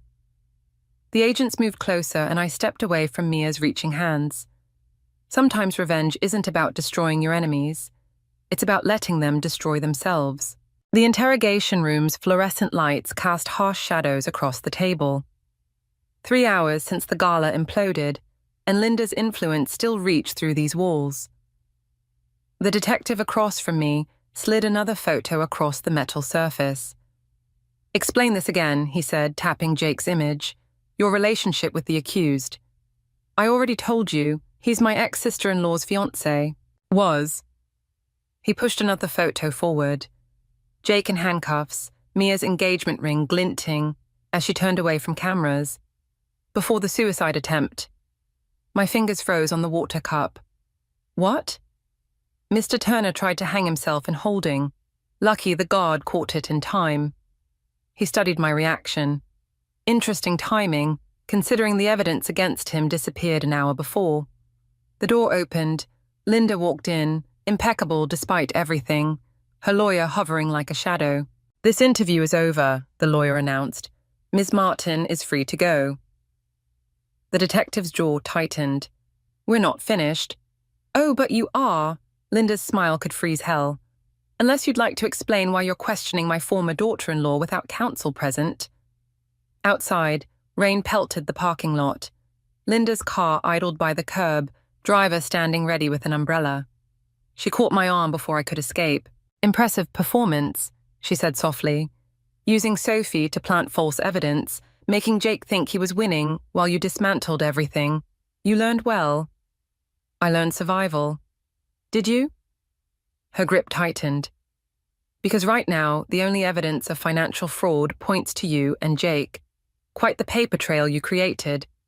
And with his attempted suicide, well, guilt can look very convincing to a jury." My blood ran cold. "You switched the evidence." "I protected my family, like I always have." She released me, straightening my collar with false concern. "The question is, what will David think when he learns the truth?" "What truth?" "That his ex-wife orchestrated his sister's fiancé's downfall out of bitter revenge. That she manipulated everyone, including her supposed best friend, to destroy his family's reputation." She sighed. "Poor Sophie. She really thought she was helping you get justice. Now she's facing accessory charges." "You can't." "I already have." Linda opened her car door. "But there's still time to fix this.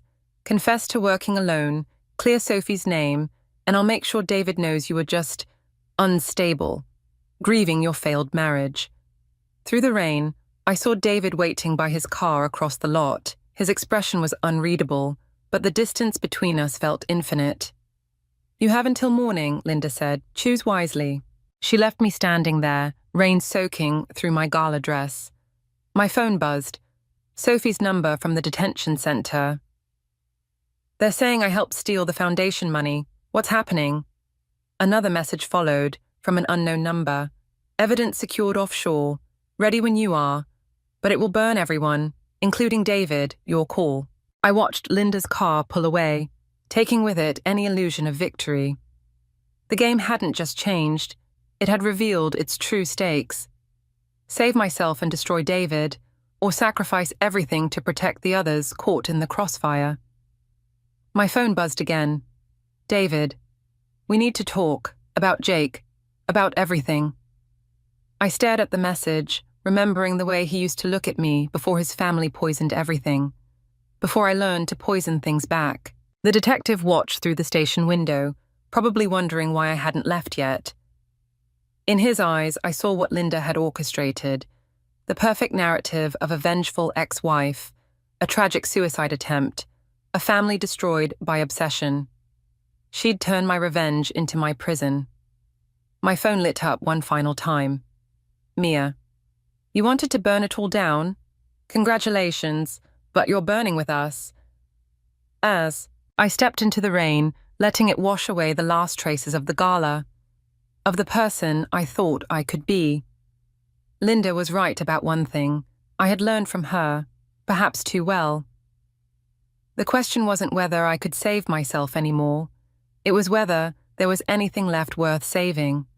David waited by his car, keys in hand, while Sophie's future hung by a thread, and Jake's attempted suicide cast shadows over everything. The evidence that could free me would destroy them all. Sometimes revenge doesn't just destroy your enemies. It devours everything you ever loved. The Martin Estates library felt smaller than I remembered. Linda sat behind the massive oak desk, her composure intact despite the headlines screaming across her tablet. Jake's suicide attempt, the Foundation's frozen assets, her own impending arrest, all carefully arranged like pieces on a chessboard. I always wondered who would break first, she said, closing a leather portfolio. You or David? Where is he? Dealing with the press. Someone needs to maintain appearances.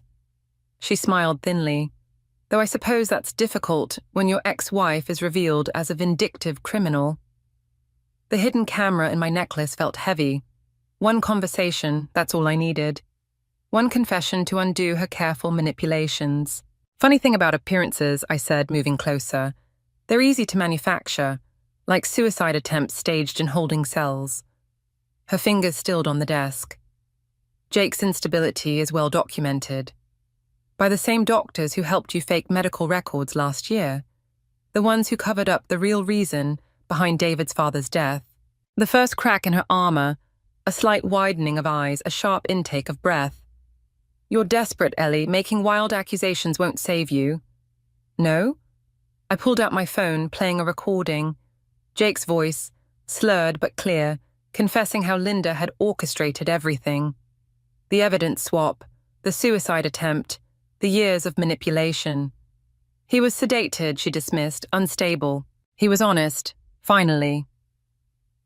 I leaned forward, just like Sophie was when she told me about Sarah Reynolds, about what really happened 5 years ago. Linda stood, mask slipping. That file was sealed. Amazing what people remember when they're facing prison. Sophie may have betrayed me, but she betrayed you first. Told me everything about how you orchestrated my marriage to David, how you needed someone controllable after Sarah threatened to expose your husband's death. You have no proof. Don't I? The library door opened. David stood there, face ashen, his phone recording everything. Behind him, Mia watched with tears streaming down her face. How long? She whispered. Long enough, David answered. The whole conversation, Mother. It's over. Linda's laugh was brittle. You'd believe her over your own mother, after everything she's done, after everything you made her do. David's voice cracked. The threatening notes, the pressure, the constant manipulation, it was all you, always has been. I protected this family. You destroyed it, Mia cut in. Jake told me everything before. Before you had him, she couldn't finish. Linda moved with surprising speed, reaching for her desk drawer. I knew what she kept there. Had seen the gun during countless family meetings.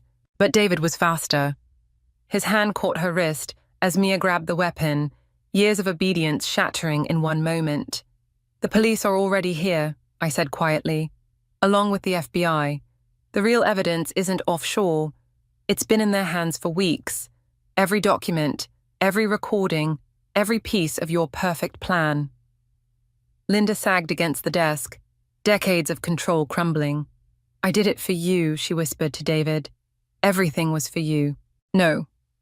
He stepped back, letting federal agents enter the room.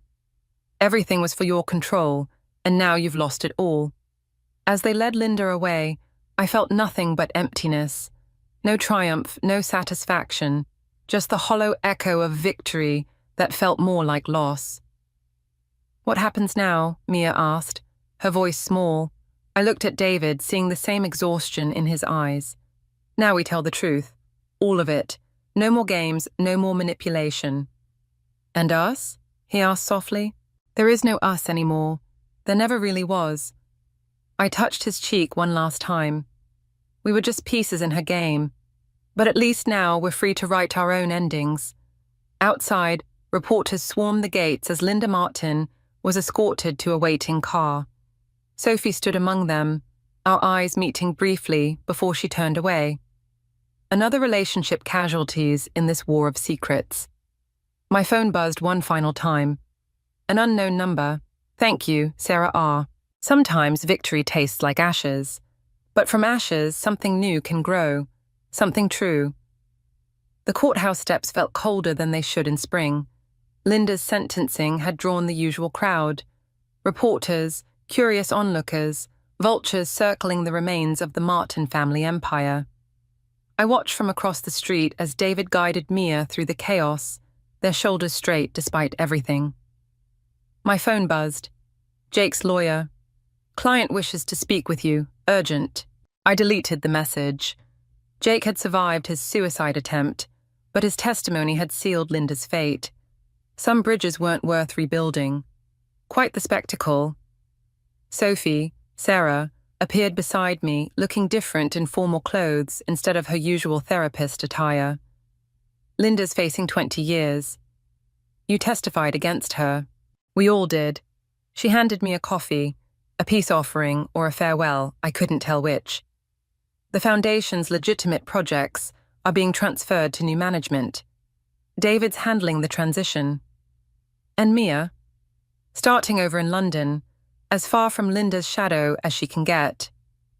I watched David field questions from reporters, his responses measured and diplomatic. He'd learned that from his mother, the art of appearing in control while everything crumbled. "The threatening notes," I said quietly. "They weren't just from Linda, were they?" Sophie's silence was answer enough. "You wanted me to fight back, to expose everything." I turned to face her. "Why?" "Because Linda destroyed both our lives.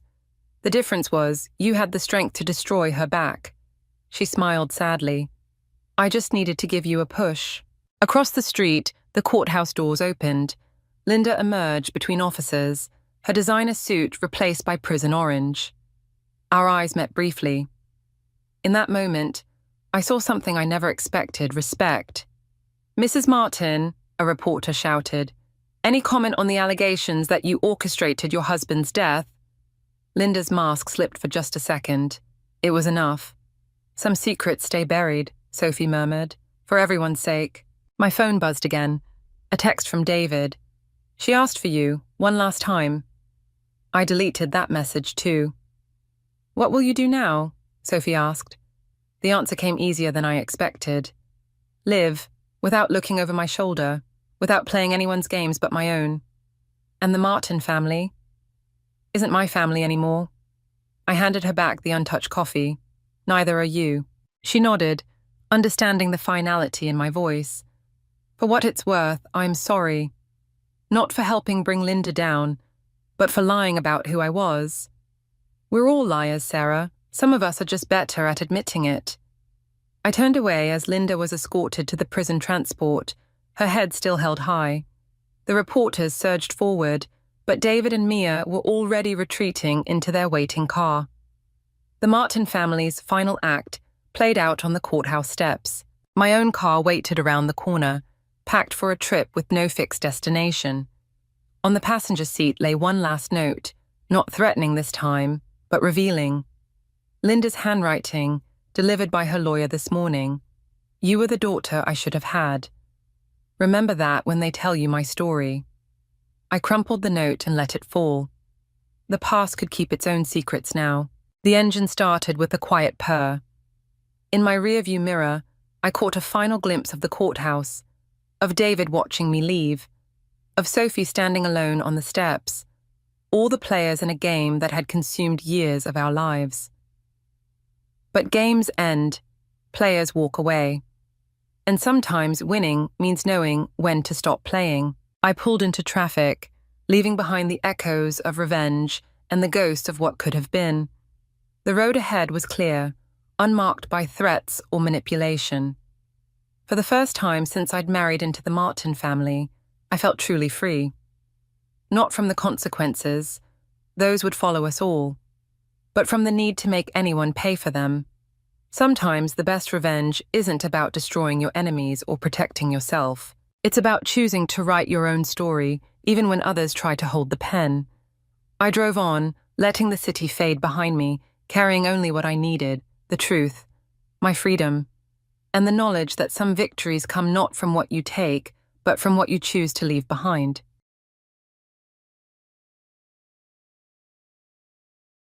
I stare at the flickering candles on my birthday cake. 34 perfect little flames dancing in the dim light of my empty dining room. The cake sits untouched, its white frosting pristine, waiting for a celebration that isn't coming. My phone buzzes against the mahogany table, Jake's name lighting up the screen. "Hey, babe, change of plans." His voice carries that familiar lightness that always appears when he's about to disappoint me. "Mom insisted we head up to the lake house tonight instead of tomorrow. You know how she gets." I hear Karen's shrill laugh in the background, followed by the clink of glasses. "But it's our anniversary dinner," I say, my fingers tracing the edge of the carefully set plate before me. "And my birthday." Right. We'll celebrate when I get back, okay? Double the reason to party." He chuckles, and I hear Michael's booming voice joining in. "The whole family's here. Well, except you, obviously." "Obviously," I echo, watching a drop of wax slide down one of the candles. "When exactly did you plan this impromptu trip?" "Oh, you know how these things go. Mom called everyone this morning, said we needed some quality family time. Lily's here too. She managed to make it on such short notice." Of course she did. Lily never misses an opportunity to insert herself into family events, especially ones I'm excluded from. The candle wax pools on my perfect tablecloth, leaving a permanent mark. "Summer?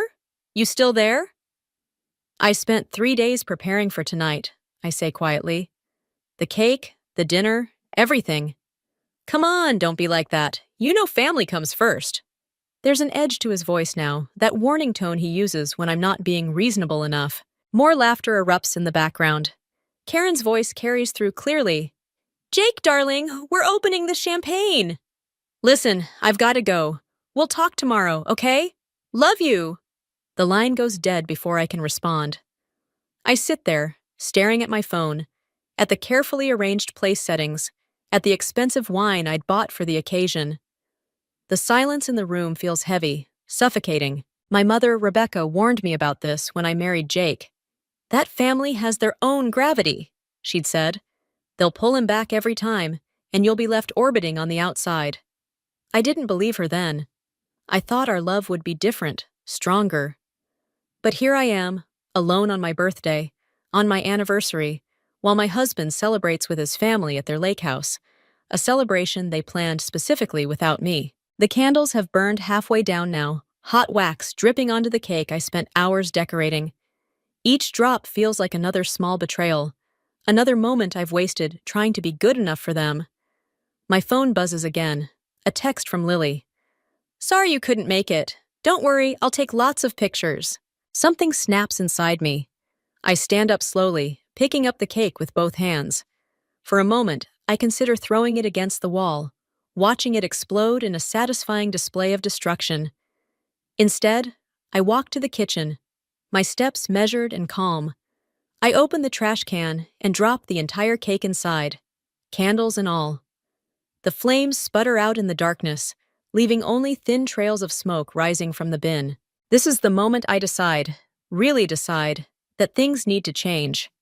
I've spent the last 3 years trying to fit into their world, bending and shrinking myself to please them. But as I watch the smoke dissipate in my pristine kitchen, I realize it's not about fitting in anymore. It's about making them pay attention, making them understand exactly who they've been dismissing all this time. I pull out my phone and dial my mother's number. She answers on the first ring, as if she's been waiting for my call. "Mom," I say, my voice steady and clear.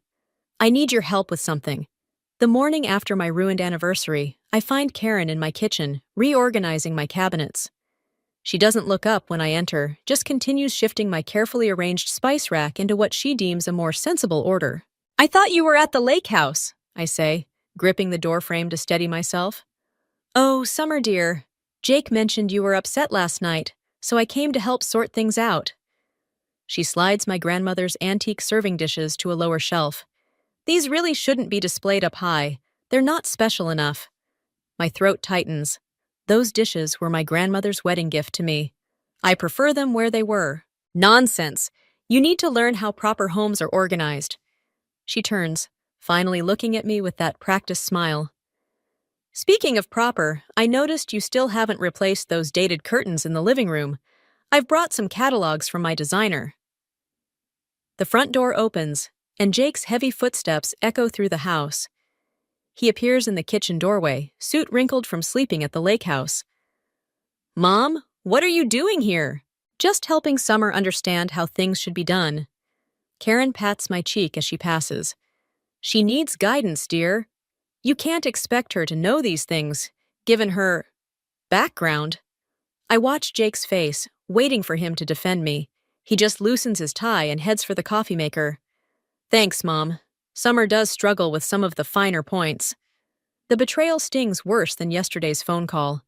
"I managed just fine before you both decided to take over my home." "Don't be dramatic," Jake sighs. "Mom's trying to help. You're the one who keeps fighting against fitting in with the family." Karen nods sympathetically. "It's true, dear. Remember that charity gala last month? Everyone noticed how you barely spoke to the board members' wives." "They were discussing their summer homes in Europe," I say. "I didn't have anything to contribute." "Exactly my point." Karen's voice drips with false concern. "Jake needs a wife who can navigate these social waters. His position in the company depends on it." I think about the conversation I had with my mother last night, about her warnings when I first started dating Jake. The pieces are finally falling into place. "When did you decide I wasn't good enough?" I asked Jake directly. "Was it before or after the wedding?" He won't meet my eyes. "That's not fair. You knew what you were marrying into." "I married you," I say quietly. "Not your mother's social climbing agenda." Karen's perfectly manicured hand slams a cabinet shut. "I won't stand here and be insulted in my son's home." "Your son's home?" I laugh, the sound sharp and unfamiliar. "This is my home too, or at least it was supposed to be." Jake steps between us, his face tight with frustration. "Summer, stop. You're being unreasonable again." "Unreasonable," I respond, tasting the word. Like when I was unreasonable about wanting to keep my job? Or unreasonable about not wanting your mother to plan our entire wedding? "Those decisions were for the best," Karen interjects. "A proper wife in our circle." "I'm not in your circle," I cut her off, "and I'm starting to think I never will be." The silence that follows is deafening. Jake stares at his coffee cup, while Karen's face flushes red with anger. "Well," she says finally, "I suppose we all knew this day would come. Jake, darling, we should discuss your options." My husband, the man who once promised to always choose me first, nods slightly. "I'll come by the house later, Mom." As Karen gathers her designer catalogs and leaves, I stand in my reorganized kitchen, feeling like a stranger in my own home. Jake won't look at me as he heads upstairs to shower. I pull out my phone and text my mother. "You were right about everything. Can we meet?" Her response is immediate. "Come to the boutique. We need to talk about what happened at their last charity gala. I've been doing some digging." I look around at my kitchen, at the evidence of Karen's invasion, and make a decision. I carefully return my grandmother's dishes to their proper place, high and proud where they belong. Let them think I'm backing it down. Let them believe they've won. They have no idea what's coming. My mother's boutique smells like lavender and secrets. She's waiting for me at her desk, surrounded by stacks of papers and a laptop displaying what looks like financial records. "You won't believe what I've found," she says, turning the screen toward me. "Remember that charity gala where Karen humiliated you about your dress?" I nod, my fingers unconsciously touching the spot where Karen had loudly pointed out a loose thread, making sure everyone at the table heard about my discount store fashion sense. Well, it turns out the foundation running that gala has some interesting bookkeeping practices. Look who's on the board. The names jump out at me: Karen, Michael, and buried in the middle, Tom. But it's the numbers that make my breath catch. These donation amounts don't match what they announced. Exactly. My mother's voice is tight with controlled anger. And guess whose signature is on all the discrepancy paperwork? Before she can answer, the boutique's bell chimes. Tom walks in, his presence filling the small space with unexpected tension. My mother quickly switches screens. "Summer," he says, looking uncomfortable in the feminine surroundings. "I thought I might find you here. Following me now?" The words come out sharper than intended. He glances at my mother, then back to me. "Karen's planning another family dinner tonight. She's announcing something important about Jake's position in the company. And let me guess, I'm not invited? You are, actually. He steps closer, lowering his voice. That's why I came to warn you. It's not about Jake's position. It's about you. The air feels suddenly thick. What do you mean? I overheard her talking to Michael. They're planning to... He stops as his phone buzzes. Reading the text, his face tightens. I have to go. Just be careful tonight. Karen's not as subtle as she thinks she is. After he leaves, my mother grabs my hand. You can't go to that dinner. I have to. I look at the financial records still visible on her computer. But first, tell me everything you found. 2 hours later, I'm standing in my closet, staring at the dress Karen gave me for Christmas. Something suitable for family occasions, she'd said. I put it on, feeling the expensive fabric against my skin like armor. Jake comes home early to drive us to his parents' house. You look nice, he says, surprised. Mom will be pleased. That's what I'm counting on. The family estate looms ahead, all Georgian columns and old money pretension. Karen meets us at the door, her smile faltering slightly when she sees me in her chosen dress. Summer, darling, how unexpected. The dining room is full of familiar faces. Michael at the head of the table, Lily smirking from her usual spot, Tom avoiding eye contact. I take my seat, feeling the weight of unspoken words hanging in the air. Before we begin, Karen announces, standing with her wine glass, we have something to discuss about the future of our family business. I watch Tom's hand tighten around his fork. As you know, she continues, image is everything in our circle, and sometimes difficult decisions must be made for the greater good. My phone buzzes in my lap. A text from my mother. Document sent. Ready when you are. Karen's voice drips with false sympathy. Summer, dear, we've been patient with your adjustment period, but it's become clear that you're not quite suited for the responsibilities of being a part of this family. Karen, Tom interrupts, but Michael silences him with a look. We think it's best, Karen continues, if you and Jake take some time apart. We've already discussed it with our family lawyer. Jake stares at his plate, saying nothing.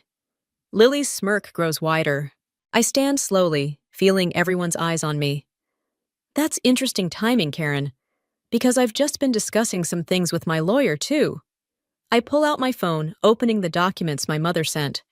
Would you like to explain these financial records to everyone, or should I? The color drains from Karen's face as I turn my phone's screen toward the table, displaying the evidence of years of careful fraud. Summer, Michael warns, but I can hear the fear beneath his authority. No, I say quietly. I think it's time everyone heard exactly what kind of family business we're really running here. The morning after exposing Karen's financial records, I find an envelope slipped under my door. Inside is a single photograph. Jake and Lily at a cafe, their heads close together, hands intertwined on the table. The timestamp shows last Tuesday, when Jake said he was working late. My phone rings. Tom's name flashes on the screen. Did you get it? He asks without preamble. You sent this? Karen did. She's having it delivered to every board member right now, along with a carefully crafted story about your unstable accusations and desperate attempts to destroy the family. My fingers trace the edge of the photo. She's trying to discredit me. It's worse than that. Michael's called an emergency board meeting. They're voting to remove all questioned transactions from the records. Once they're gone, my evidence disappears. The realization hits like a physical blow, and I look like a jealous wife making false allegations. A text from Jake appears. We need to talk. Coming home early. I end the call with Tom and move through our house, touching familiar objects that suddenly feel foreign. The wedding photo on the mantel. The throw pillows Karen insisted would elevate the space. The kitchen where Jake and I used to cook together before family dinners became mandatory events at his parents' house. The front door opens. Jake's footsteps are heavy, deliberate. Karen showed me what you did, he says, standing in the doorway. Those records were private family matters. Like your private matters with Lily? His face doesn't register surprise at the photo in my hand. That's different. Lily understands our world, our responsibilities. She knows what's expected. And I don't? You've never tried. Every event, every dinner, every opportunity to prove yourself, you resist. You fight against everything this family stands for. A laugh bubbles up, bitter and sharp. Your family stands for fraud and manipulation. Tell me, was Lily part of the plan from the beginning, or did Karen arrange that too? He steps closer, voice dropping to that patronizing tone he's learned from his father. Summer, be reasonable. We can fix this. Return the documents, apologize to the board, and we'll get you the help you need. Help? The word tastes like poison. Karen's found an excellent facility, very discreet. A few months there, and everyone will understand why you made these accusations. Your emotional instability will explain everything. The pieces click into place. This was their plan all along, not just to discredit me, but to erase me completely. While I was gathering evidence of their financial fraud, they were building a case for my mental incompetence. My phone buzzes again. A message from my mother. Don't react. Meeting with our lawyer now. Stay calm and play along. Jake watches me, waiting for the breakdown they've all predicted. Instead, I walk to our bedroom and pull out a suitcase. What are you doing? Packing for the facility. I fold clothes methodically, feeling his confusion. You're right. I need help. He relaxes slightly, reaching for his phone, no doubt to alert Karen of his success. I'll make the arrangements. Just one thing first. I turn to face him. I need to visit my mother, to explain things, say goodbye properly. You understand, right? Family obligations and all that. The irony of using their own manipulation tactics makes my skin crawl, but Jake nods approvingly. Of course, I'll drive you tomorrow. No, I say quickly. I'd rather go alone. One last act of independence before getting help. He agrees, probably thinking he's won. As he leaves to share his victory with Karen, I finish packing, but not for the facility. In my suitcase, hidden beneath carefully folded clothes, lies a USB drive containing copies of every document they think they can erase. My mother's text comes just as I zip the suitcase. Lawyer says we have enough. Time to show them what real family loyalty looks like. I look around our bedroom one last time, at the life I thought I wanted. Tomorrow, Karen and Michael will learn that trying to commit me was their biggest mistake. Because now I have nothing left to lose. The boutique's bell chimes as I enter, but my mother isn't alone. Tom sits at her desk, his usually pristine suit wrinkled, his face drawn. They both look up, conversation stopping mid-sentence. You shouldn't be here, Tom says, standing quickly. Karen's having you watched. I drop my suitcase by the door. I know. Her private investigator has been parked outside my house since dawn. I pull out my phone, showing them the texts from Jake asking where I am, when I'll be back, if I'm thinking clearly. My mother moves swiftly, locking the front door and flipping the sign to closed. We found something else, she says. Show her, Tom. He hesitates, then slides a folder across the desk. Inside are more financial records, but these are different from the Charity Foundation documents. These show a pattern of suspicious transfers between Michael's company and a series of offshore accounts. Karen's not the mastermind, Tom says quietly. She's just a puppet. Michael's been orchestrating everything for years, including your marriage to Jake. The words hit like physical blows. What do you mean? Your father's old company? The one that went bankrupt 10 years ago? Tom won't meet my eyes. Michael engineered its collapse. He wanted to buy it cheap, but your father refused to sell. My legs go weak. I grab the edge of the desk, memories flooding back. My father's confusion over suddenly hostile investors. The mysterious audit. His heart attack 3 months after losing everything. Michael's been watching you ever since, Tom continues. When Jake met you at that charity event? It wasn't coincidence. They needed someone connected to your father's old patents, someone they could control through marriage. The boutique's quiet hum feels suddenly oppressive. And you knew? Not until recently. When you started digging into the foundation, I did some digging of my own. He runs a hand through his hair. I couldn't stay silent anymore. Not after what they're planning for you. My mother touches my arm. The facility they want to send you to? It's not just for treatment.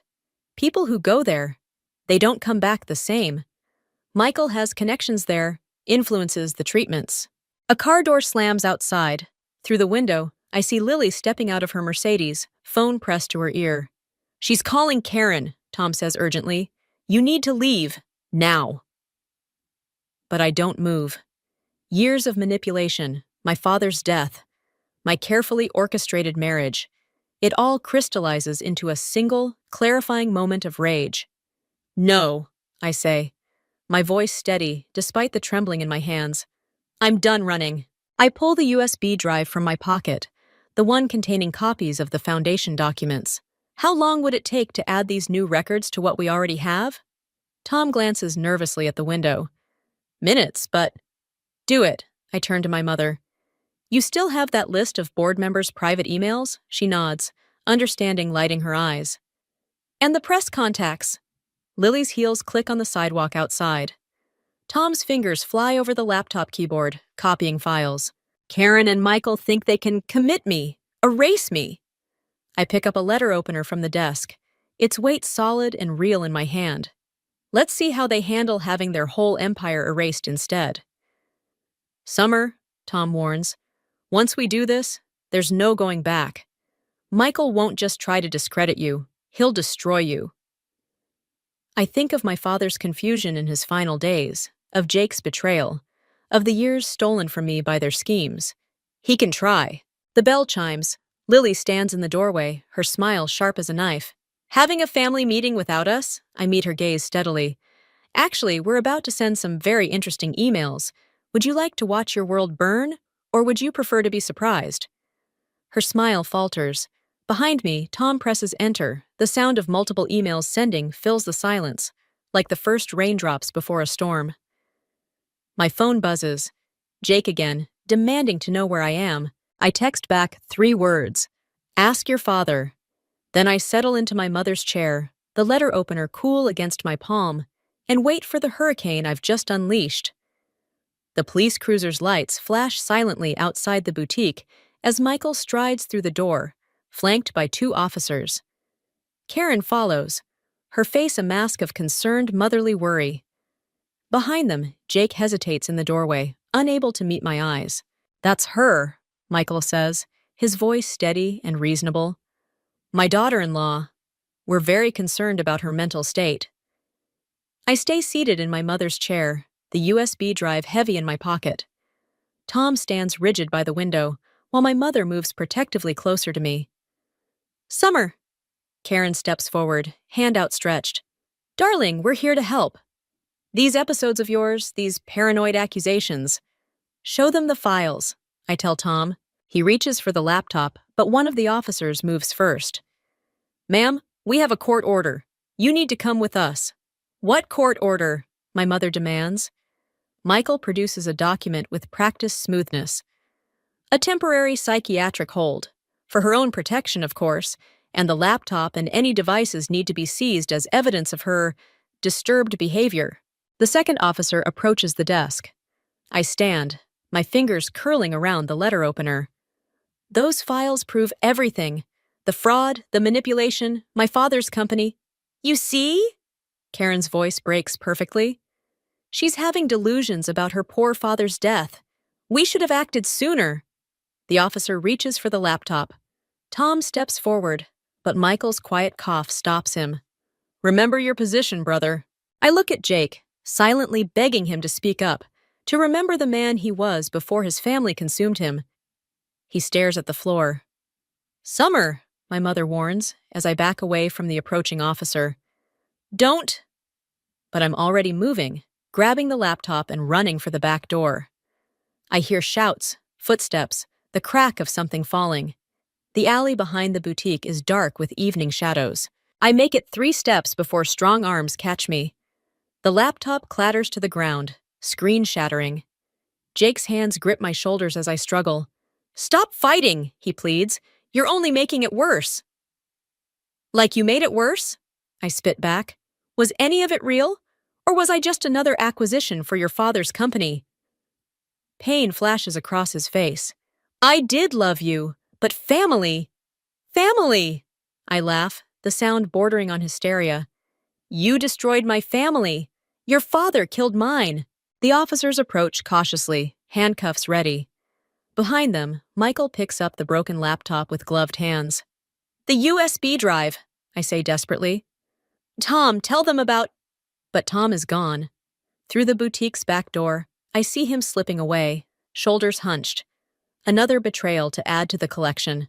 It's okay, Karen soothes as the handcuffs click around my wrists. The facility has excellent doctors. They'll help you understand that none of these conspiracy theories are real.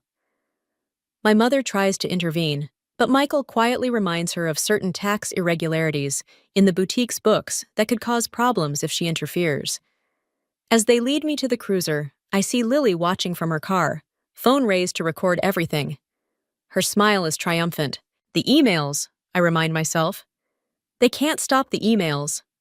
Already handled, Michael says smoothly. Amazing how quickly internet providers respond to court orders about potentially dangerous individuals spreading libelous material. The cruiser's back seat is cold leather and defeat. Through the window, I watch my mother's helpless face, Jake's conflicted one, Karen's satisfied smile. Michael stands apart, checking his phone with the same expression he probably wore when he destroyed my father's company. Patient appears agitated, one officer speaks into his radio. Proceeding to Oakwood Psychiatric Facility. I close my eyes, remembering my mother's words about people who go into that place. About how they come out changed, or don't come out at all. The cruiser pulls away from the curb. In my pocket, the USB drive feels like a burning coal against my leg. They didn't search me. Why would they? In their minds, I'm just a hysterical woman having a breakdown. Let them think that. Let them believe they've won. Because they forgot one thing in their perfect plan. I'm my father's daughter, and he taught me to always keep a backup plan. As the city lights blur past the window, I press my thumb against the drive's hidden switch, sending one final pre-programmed email to every news outlet in the state. Now we'll see who's really crazy.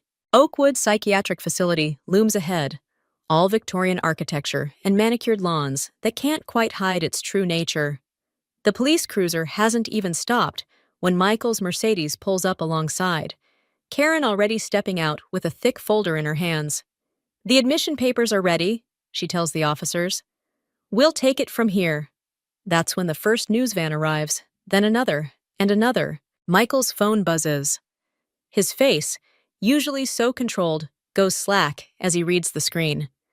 Behind him, Jake is staring at his own phone, color draining from his face. What did you do? Karen demands, her perfectly manicured fingers crushing the admission papers. I smile, feeling the empty USB drive in my pocket. Check the news. The headlines are already spreading. CEO Michael Harrison linked to decade-old corporate sabotage. Family empire built on fraud. Suspicious deaths connected to Harrison Industries. Tom's car screeches into the parking lot.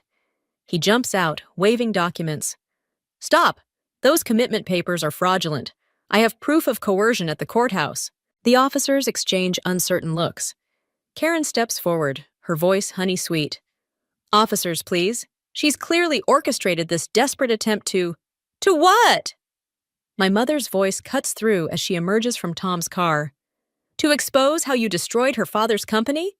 How you manipulated my daughter into marriage for those patents? Reporters are approaching now, cameras rolling. Michael grabs Karen's arm, trying to retreat, but they're surrounded. Summer? Jake reaches for me, but I step back. Whatever you think you're doing. Playing the game, I say. Isn't that what your father taught you? Always be 3 moves ahead? Michael's mask finally cracks. You think you've won? One press release, some unsubstantiated claims. Check your offshore accounts, I tell him. The ones you used to hide the money from my father's company. Tom's been quite helpful with those records. Michael whirls on his brother, but Tom stands his ground. Enough, he says. I watched you destroy her father. I won't watch you destroy her too. Lily pushes through the crowd, phone still recording. Daddy, the board members are calling. Everyone's received copies of the documents. Documents you helped me gather, I tell her. All those times you followed me, recorded me. I made sure you caught exactly what I wanted on camera. Her face contorts with rage as she realizes how I used her own jealousy against her. Mrs. Harrison, a reporter calls out, can you comment on allegations that your family orchestrated your father's death? No comment, Michael snaps, but it's too late. The question hangs in the air, heavy with accusation. Karen makes one last attempt. Summer, darling, think about what you're doing to this family. Family? I laugh. You tried to have me committed, to erase me, just like you erased my father. The officers are on their radios now, reporting the situation to their superiors. More police cars are arriving, but these aren't Michael's puppets. It's over, I tell them. The evidence is everywhere. News outlets, social media, the SEC. You can't bury this one. Jake steps between me and his parents, his face conflicted. Summer, please, we can fix this. No, I say quietly. We can't. But maybe that's not such a bad thing. Michael's phone keeps buzzing with panicked messages from board members, investors, lawyers. Karen's perfect composure crumbles as reporters shout questions about the psychiatric facility's connection to other mysterious patient disappearances. You'll regret this, Michael warns, but his voice lacks its usual authority. I think of my father's confusion in his final days, of all the other lives they've destroyed with their schemes and manipulations. No, I say. I don't think I will. The new officers are approaching Michael now, warrant in hand. Karen clutches her designer bag like a shield. Lily's phone slips from her fingers, screen cracking on the pavement. As they're led away, Jake tries one last time. What about us? I remove my wedding ring, letting it fall next to Lily's broken phone. There never really was an us, was there? Just another acquisition for the family business. The morning sun catches the ring as it hits the ground, throwing light like shattered promises across the pavement. Behind me, my mother places a steady hand on my shoulder as reporters surge forward with their questions. But I have nothing left to say to any of them. The truth can speak for itself now. The boutique's bell chimes as I unlock the door, morning light streaming through newly cleaned windows. My mother's old desk, now mine, sits empty, waiting for the day to begin. The newspaper on its surface shows Michael's arrest splashed across the front page. Karen's perfectly composed face cracking as she's led away by federal agents. Tom appears in the doorway, hesitating before stepping inside. The board approved the transfer of your father's patents back to your control, he says. Michael signed the papers this morning. I trace the wood grain of the desk, remembering my father doing the same in his office years ago. And the company? In shambles. Jake's trying to hold it together, but... He trails off, watching me carefully. He's been asking about you. The bell chimes again. Lily stands there, looking smaller without her designer clothes and carefully crafted superiority. I brought these, she says, placing a box on the counter. Photos from your father's company parties. I found them in Karen's study. Her hands shake slightly as she steps back. I didn't know. About your father, about any of it. I just wanted to belong, I finish. I know the feeling. She nods once, then leaves quickly, the bell's cheerful sound at odds with her retreat. I open the box, finding memories preserved in glossy prints, my father laughing with colleagues, Michael standing nearby, already calculating his destruction. But there's something else beneath the photos. Documents, contracts, handwritten notes in Michael's precise hand. More evidence? Tom asks. Insurance, I correct him, closing the box. In case history tries to repeat itself, the morning sun catches the new sign being installed outside. Summer and Rebecca's boutique. My mother appears beneath it, carrying coffee and fresh flowers for the counter. First day of the rest of your life, she says, arranging the blooms. Are you ready? Before I can answer, Jake's car pulls up outside. He looks different, tired, uncertain, his expensive suit hanging loose on his frame. Our eyes meet through the window, and for a moment, I see the man I thought I married, before his family's poison took hold. He doesn't come in. Instead, he places something on the sidewalk and drives away. Tom brings in the package, divorce papers, already signed, and a letter I'll never read. You could still press charges, Tom reminds me. About the commitment papers, the harassment. No, I say, watching Jake's car disappear around the corner.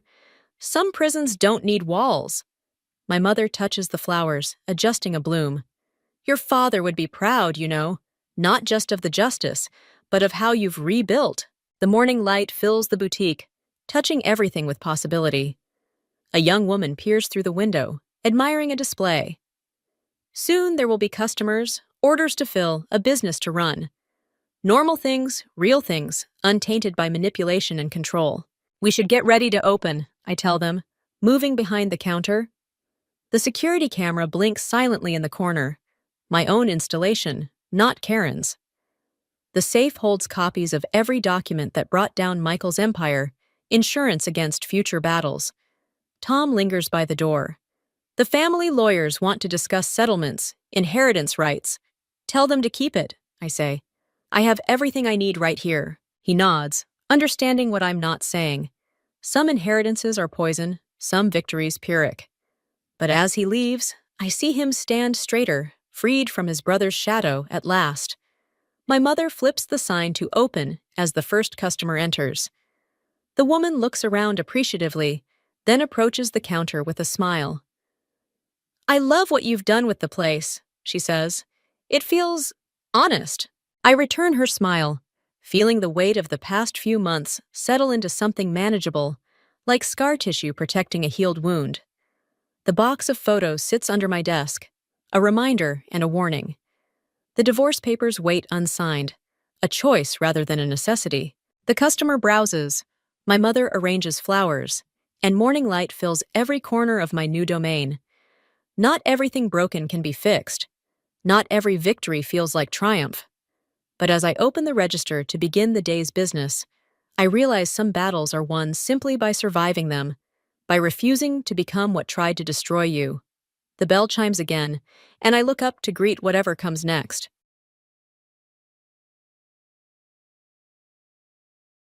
I stared at the birthday cake, 35 perfect roses made of frosting, each one mocking me with their artificial perfection. Just like everything else in this house today. Perfect table settings, perfect decorations, perfect family gathering, perfect lies. My name is Talia, and I should have known better than to let Maya organize my birthday party. The warning signs were there. Her too bright smile when she insisted, the way her fingers drummed against her designer purse, that gleam in her eyes that always meant trouble. Speech time! Maya's voice cut through the murmur of conversation, crystal glass tinkling as she tapped it with a silver spoon. Everyone, please, I have something to say about our dear sister-in-law. Nathan squeezed my hand under the table. I forced a smile, watching Maya rise from her chair, like a queen addressing her subjects. The afternoon sun, streaming through our dining room windows, caught her diamond earrings, throwing tiny daggers of light across the walls.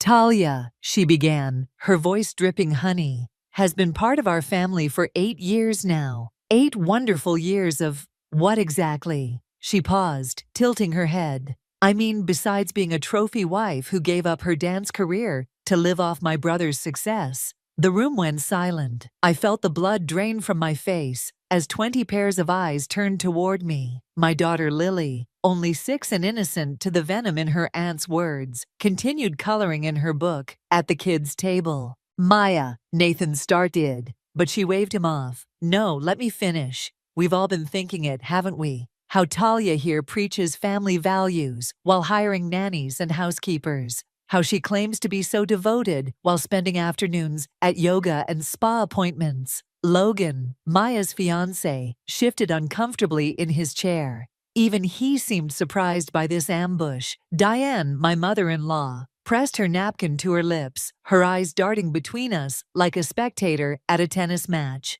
I don't know what you're trying to accomplish here, I said, my voice steadier than I felt. But this isn't the time or place. Maya's laugh was sharp enough to cut glass. Oh, there's never a right time with you, is there? Always deflecting, always playing the victim. Tell me, when was the last time you actually cooked a family dinner? When was the last time you visited Dad's grave? That's enough. Nathan stood up, his chair scraping against the hardwood floor. Maya, you're way out of line. Am I? She turned to the guests, arms spread wide. I'm just saying what everyone's thinking. Our family has standards. Standards, traditions. And some people, her eyes locked onto mine, clearly don't measure up. I pushed back from the table, the room spinning slightly. I need some air. Running away again, Maya called after me. That's what you do best, isn't it? I walked past the presents I'd spent hours wrapping for the guests, my tradition of giving rather than receiving on my birthday. Past the photo wall, showcasing 8 years of family memories that now felt like elaborate props. Past Lily, who looked up with concerned eyes, too old for her young face. In the kitchen, I gripped the marble counter, knuckles white, listening to the chaos erupting in the dining room. Nathan's angry voice, Diane's attempts at peacekeeping, the awkward murmurs of guests, probably already texting about the drama. Mommy? Lily appeared at my side, clutching her coloring book. Why is Aunt Maya being mean? I pulled her close, breathing in the sweet scent of her strawberry shampoo. Sometimes grown-ups forget their manners, sweetheart. But looking over my daughter's head at my reflection in the window, I saw something shift in my eyes. Something hard and cold, taking root where warmth used to be. Maya wanted war. Fine. She'd learned that the perfect sister-in-law she loved to mock had teeth. I heard footsteps approaching, Nathan's familiar gait. But for the first time in our marriage, I didn't want his comfort or his explanations about his sister. I wanted revenge. And as I held my daughter tighter, I began to plan. 3 days after my birthday disaster, I found Maya rearranging my kitchen cabinets while Diane watched from the breakfast nook, wringing her hands like a helpless spectator. The organizing system was confusing, Maya said without looking at me, shifting my carefully labeled spice jars. I'm doing you a favor, really. I counted to 10 in my head, watching her deliberately place the cinnamon where the curry powder belonged. I wasn't aware my kitchen needed organizing. Everything needs organizing, dear. She smiled, that razor-sharp expression I'd grown to hate. Just like the guest list for next week's family dinner, I took the liberty of revising it. My fingers curled into fists. The family dinner, my tradition of hosting the extended family every month, was sacred territory. You did what? Maya thought it would be nice to invite some of her friends, Diane offered, as if that explained everything. They're practically family anyway.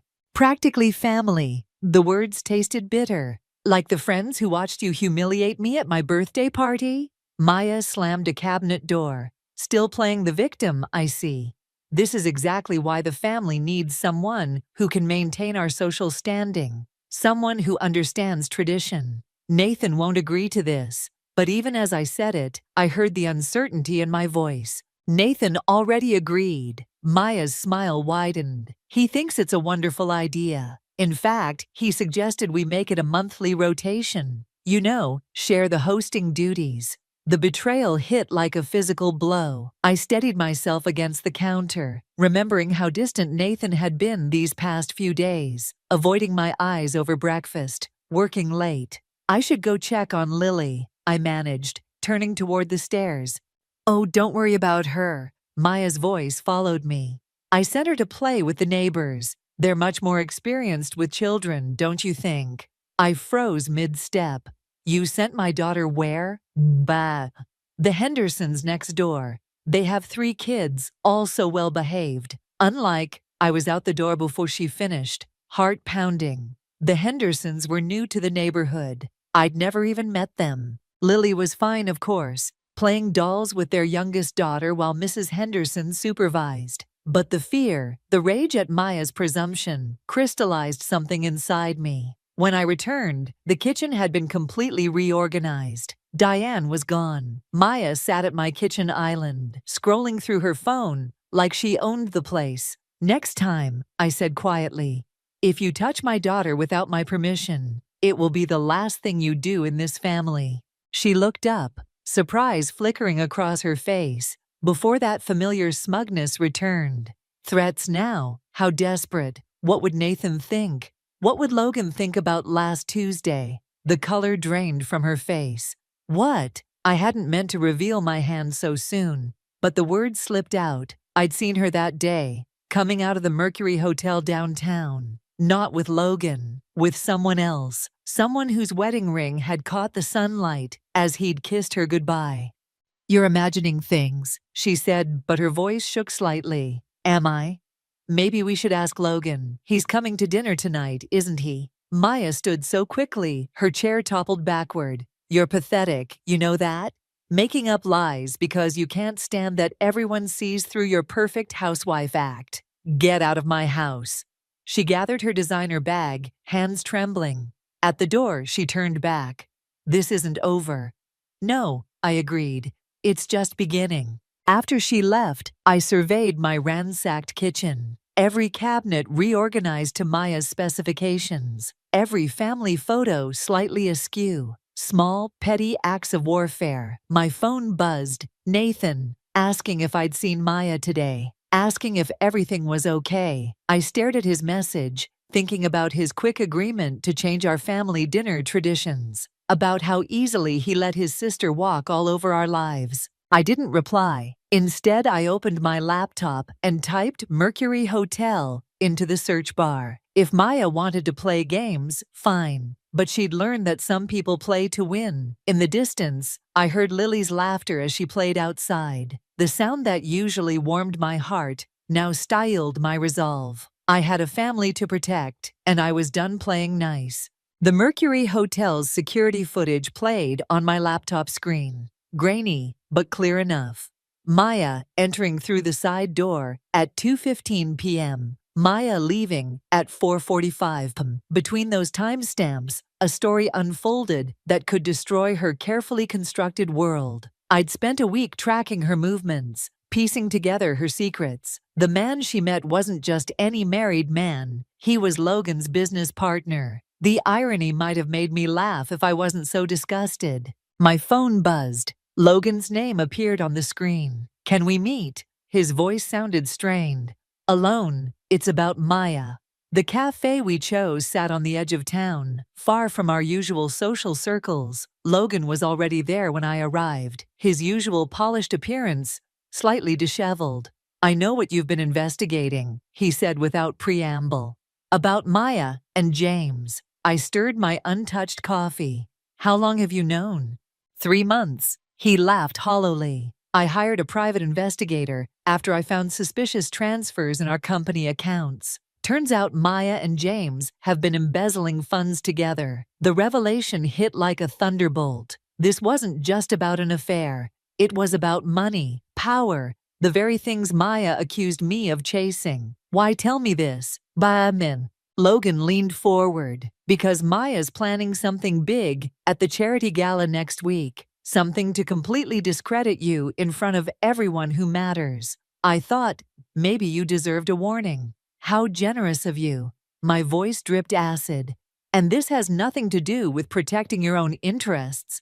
We could help each other." His eyes gleamed with calculation. "I have proof of the embezzlement. You have proof of the affair. Together we could destroy her." The words tasted like ash. The cafe door chimed. Nathan walked in, stopping short when he saw us. The color drained from his face. "What's going on here?" His voice was dangerously quiet. Logan stood smoothly. "Just discussing the charity gala arrangements. I should go." After he left, Nathan took his seat.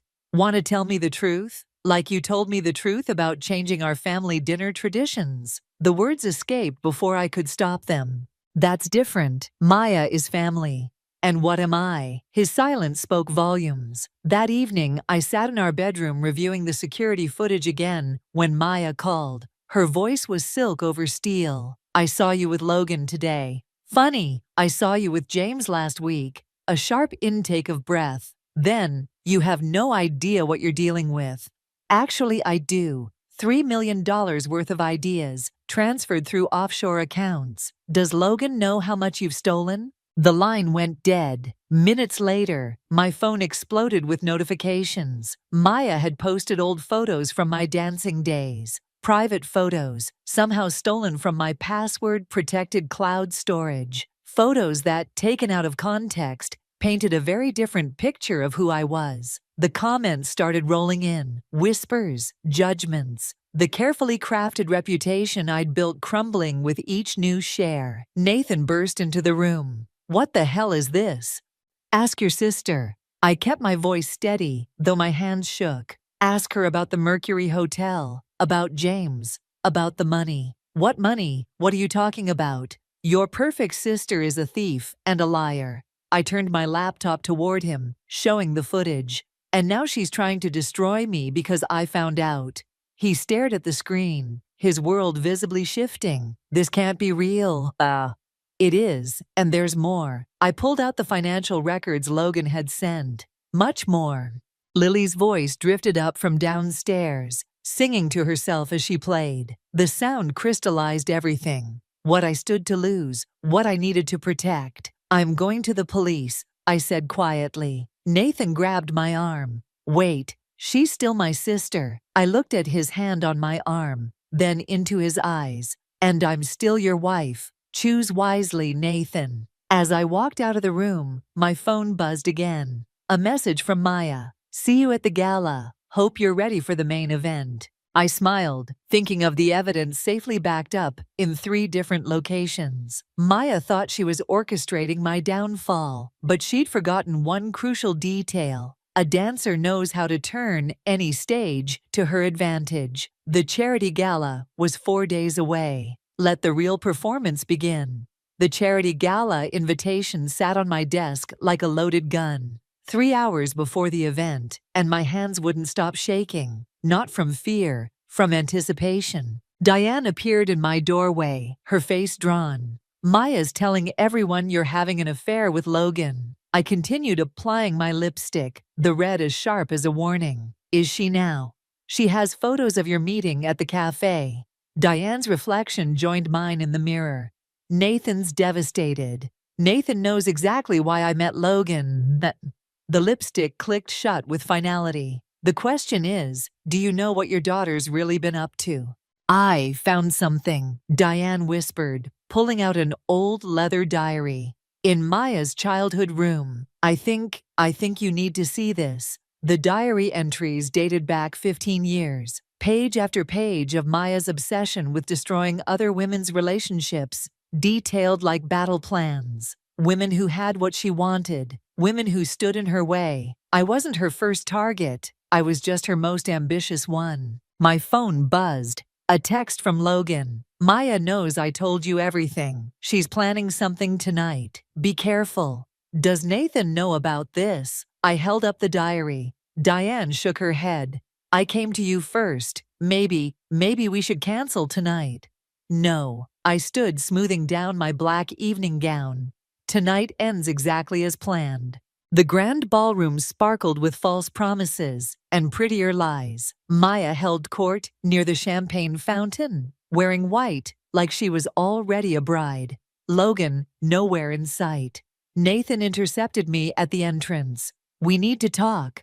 "About the photos Maya's spreading?" I kept my voice low. "Or about the $3 million she stole with James?" "About this." He thrust his phone at me. On the screen, an email from Maya to the family lawyer. A petition for sole custody of Lily, filled with allegations about my unstable behavior and unfit parenting. The room tilted dangerously. "She wouldn't dare. She already has. The paperwork goes through tomorrow morning." Everything shifted. The evidence of Maya's affair, the embezzlement, it all felt trivial compared to this new threat. She wasn't just coming after me anymore. She was coming after my daughter. "Where's Logan?" I scanned the crowd. "Called in sick." Nathan's laugh was bitter. Convenient timing. Maya approached, champagne in hand. "Lovely evening for a family scandal, isn't it?" "You're not getting anywhere near my daughter." My voice came out steady, deadly.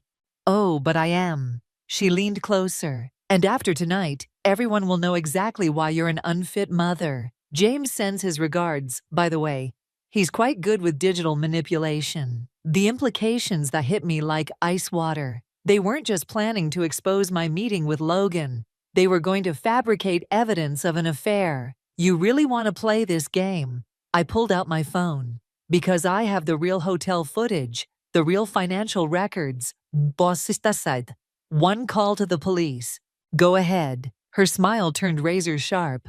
But ask yourself, who will look worse? The grieving sister trying to protect her niece, or the vengeful woman destroying her family over lies? Nathan stood frozen between us, the weight of 15 years of manipulation visible in his eyes. You have 1 hour, Maya continued. Sign over custody willingly, or watch your reputation burn. Your choice. She glided away, leaving the scent of expensive perfume and victory in her wake. What are you going to do? Nathan asked quietly. I thought of Lily at home with her babysitter, probably reading her favorite bedtime story. Thought of the diary in my purse, the evidence on my phone, the years of Maya's calculated destruction. Call your mother, I said, pulling out my phone. Tell her to bring the diary. And Nathan, I caught his arm as he turned. Choose right this time. He met my eyes, something shifting in his expression. What's in the diary? The truth, all of it. I dialed Logan's number, and it's time everyone heard it. The phone rang once, twice. Maya watched from across the room, raising her champagne in mock salute. She thought she had me cornered, but she'd forgotten something crucial. A mother protecting her child is capable of anything. Logan answered on the third ring. It's time, I said. Bring everything. The real show was about to begin. Logan's office felt like a tomb at midnight, all shadows and secrets. I sat across from him, watching as he pulled files from a hidden safe behind an abstract painting. Maya doesn't know about these, he said, spreading documents across his desk. But James does. That's why he's blackmailing her now. The papers revealed a deeper conspiracy than I'd imagined. Not just embezzlement, identity theft, forged documents, a whole network of financial fraud spanning years. Maya's name appeared everywhere, tangled with James's, in a web of deception that made my stomach turn. Why show me this now? Logan's laugh was hollow. Because in 48 hours, everything crashes down. The auditors are coming. James is planning to pin it all on Maya, and she's planning to pin it on me. My phone buzzed. Nathan, where are you? Maya's here with the lawyers. I ignored it. What about the custody petition? A smokescreen. Logan pulled out one last document. Maya doesn't want Lily. She wants leverage. But there's something else you need to see. The paper he handed me made my blood freeze. A medical report from 15 years ago. A name I recognized. Sarah Chen, Maya's former best friend. Now dead. Car accident, Logan said quietly. Except it wasn't an accident. Sarah discovered Maya's first fraud scheme. 3 days later, her brakes failed. My hands shook. You're saying? I'm saying be careful. Maya's not just manipulative. She's dangerous. Another text from Nathan. Please come home. Things are getting worse. Why did you stay with her? I asked Logan. Knowing all this? Same reason Nathan enables her. Same reason your mother-in-law looks the other way. Fear. He gathered the documents. But I'm done being afraid. My phone rang. Diane this time. I answered to her panicked voice. Maya's taken in Lily. The world tilted sideways. What? She said she was taking her for ice cream. That was 3 hours ago. They're not answering calls. I was already running to my car. Call the police. Nathan won't let me. He says it's just Maya being Maya, that she'll bring her back. Logan followed me to the parking lot. There's more, he called. The custody petition. It's not just about Lily. Maya's trying to force a sale of your house. She needs the money to cover what she stole. Everything clicked into place. The escalating attacks, the custody threat, the sudden interest in Lily. This wasn't about family or revenge anymore. This was about desperation. I drove home breaking every speed limit, calling Maya's number repeatedly, straight to voicemail. Nathan met me in the driveway, his face ashen. She just texted, he said. She's at the lake house, our family's lake house, 2 hours away, where Sarah Chen had her accident. Did you know? I grabbed Nathan's shirt. About Sarah. About what your sister really is. His silence was answer enough. Keys, I demanded. To the house now. Talia, wait. Maya's not thinking clearly. If we call the police, if anything happens to Lily, I will burn this entire family to the ground. My voice didn't even sound like mine anymore. Starting with you. He handed over the keys. My phone buzzed one last time. Maya. Tick-tock, sister dear. How far would you go to keep your perfect life? I got back in my car, the documents from Logan's office heavy in my bag. Evidence that could destroy Maya, but might take the whole family down with her, including Nathan, including me. The lake house was an hour and 45 minutes away. In the dark, in the rain that had just started falling, I thought about Sarah Chen, about brake lines and accidents and desperate people doing unthinkable things, about how far Maya had already gone to protect her secrets. The smart move would be to call the police, let the system handle it, protect myself and the evidence. But as I pulled onto the highway, rain hammering my windshield like bullets, I knew I was past being smart, past caring about consequences or collateral damage. Maya wanted to see how far I'd go. She was about to find out. I pressed the accelerator, the engine roaring into the storm. Sometimes the only way to beat a monster is to become one yourself. The lake house loomed before me, a dark silhouette against storm clouds. Maya's car sat in the gravel driveway, but something else caught my eye. Fresh tire tracks leading around back. Someone else was here. I killed my headlights, approaching on foot. Through the window I saw Lily asleep on the couch, her favorite stuffed rabbit clutched tight. Maya paced nearby, phone pressed to her ear. It wasn't supposed to go this far, she was saying. You promised nobody would get hurt. James's voice, tinny through the speaker. Plans change. The girls are insurance now. My blood turned to ice. I reached for my phone to call the police, but a hand grabbed my wrist. I wouldn't, Logan whispered, materializing from the shadows. James has people watching. One call, and things get ugly. What are you doing here? Same as you, trying to stop this before a gunshot cracked the night. Logan crumpled, red blooming across his chest. Maya's scream pierced the air. I dove behind a bush as James emerged from the trees, gun trained on the house. Come out, Maya. Time to finish this. Inside, Maya grabbed Lily, shaking her awake. My daughter's confused cry tore at my heart. Nobody else had to die, James called. But you just couldn't help yourself, could you? Had to keep pushing, keep taking. I crawled toward the back door, staying low.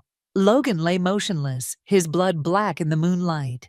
The evidence, the documents that could have saved us, scattered around him like fallen leaves. Maya's voice trembled. I'll give you the money. All of it. Just let us go. Too late. The auditors are coming tomorrow. Someone has to take the fall. I reached the door, easing it open. Maya stood in the kitchen. Lily clutched to her chest. Our eyes met across the room. For the first time, I saw real fear in my sister-in-law's face. Mommy, Lily whimpered. It's okay, baby, I whispered. Everything's going to be okay. James's footsteps crunched on gravel, approaching the front door. Maya's grip on Lily tightened.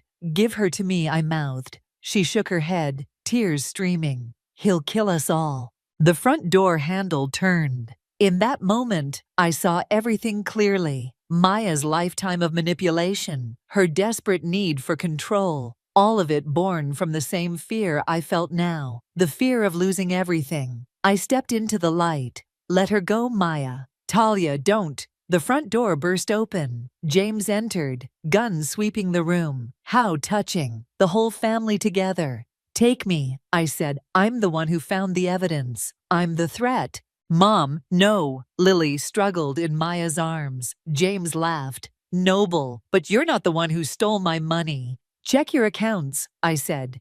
While you were busy playing kidnapper, I transferred everything to an offshore account. Kill me, and you'll never see a cent. A lie, a desperate gamble. But James hesitated. Maya's eyes widened, understanding dawning. The documents. You already had copies. I kept my eyes on James. Let them go. This is between us now.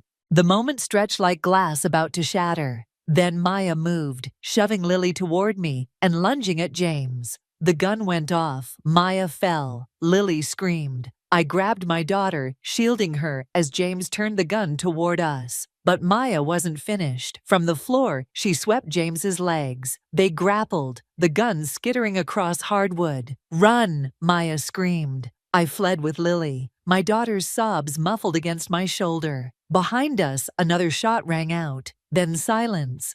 In the driveway, I found Nathan and Diane emerging from their car, faces pale with horror. The police are coming, Nathan said, reaching for Lily. I couldn't let it happen again. Not like Sarah. Sirens wailed in the distance. I looked back at the house, thinking of Maya, of Logan, of all the twisted paths that led us here. Stay with her, I told Nathan, handing over our daughter. Talia, wait.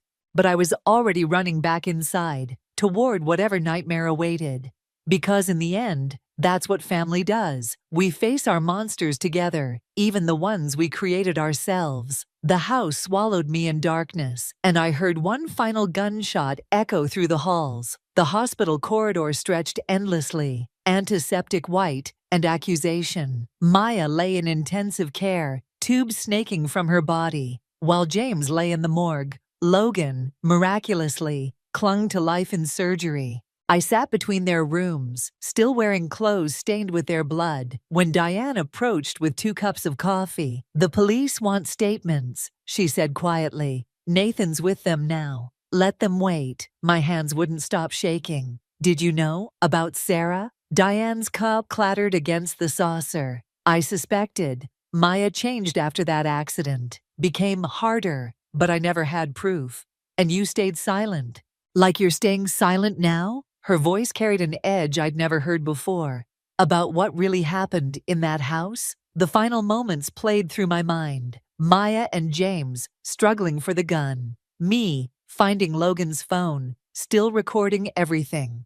The choice I made. The truth won't save anyone now. No, Diane agreed, but lies might destroy what's left.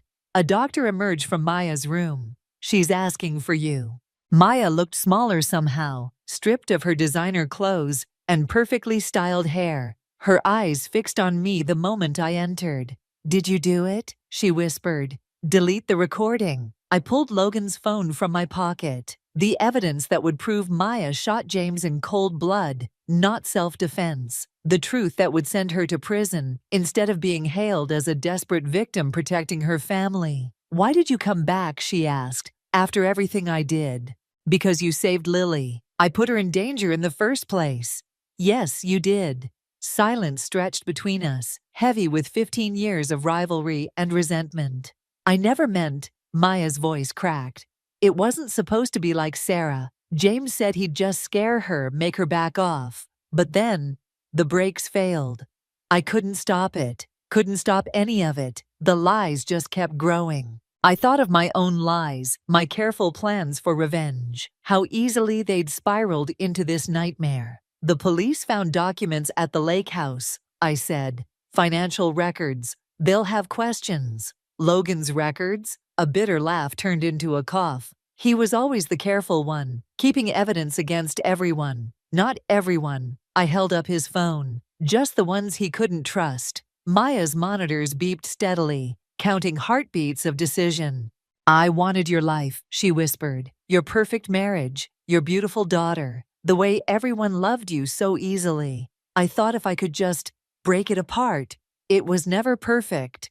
No, she closed her eyes, but it was real. The phone felt heavy in my hand. One button would erase the truth, protect Maya from justice, preserve what remained of our family's reputation. Another would ensure she finally faced consequences for her actions, starting with Sarah. Nathan appeared in the doorway, Lily asleep in his arms. The sight of them made my decision crystallize. The recording stays, I said, but not the part about Sarah. That truth dies with us. Maya's eyes snapped open. Why? Because Lily deserves to know her aunt saved her, not how many others you destroyed getting here. I placed Logan's phone on her bedside table and stood. The police will want your statement about James, I continued. About the embezzlement. Tell them everything. They'll still send me to prison.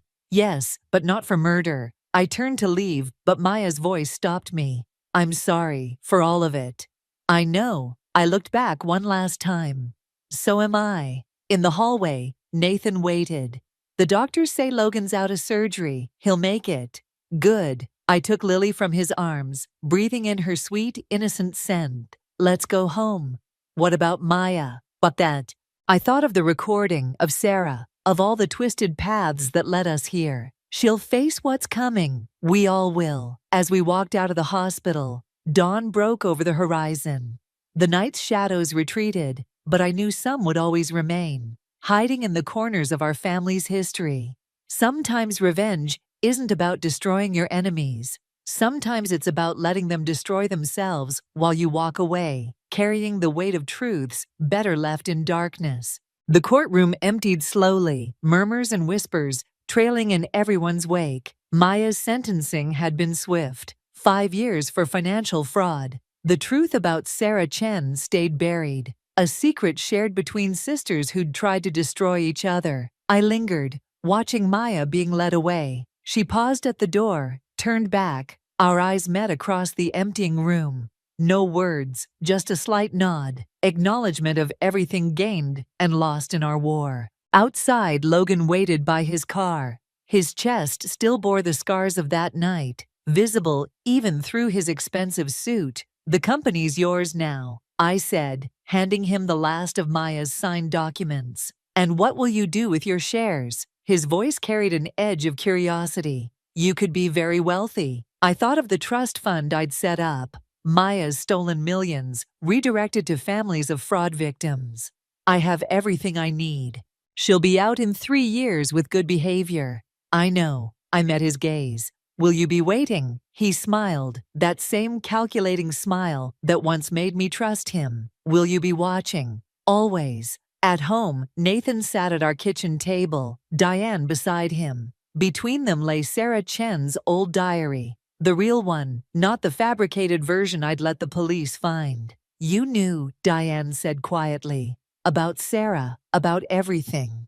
Not everything. I took the diary, felt its weight. Just enough. Maya asked me to give you this. Nathan slid an envelope across the table. Inside, a single photo. Maya and me at my wedding, both laughing at some forgotten joke. On the back, 2 words. I'm sorry. Are you? Nathan asked. Sorry for any of it. I touched the photograph, remembering that moment of genuine joy before everything unraveled. I'm sorry I became someone who could do what I did, but I'm not sorry I did it.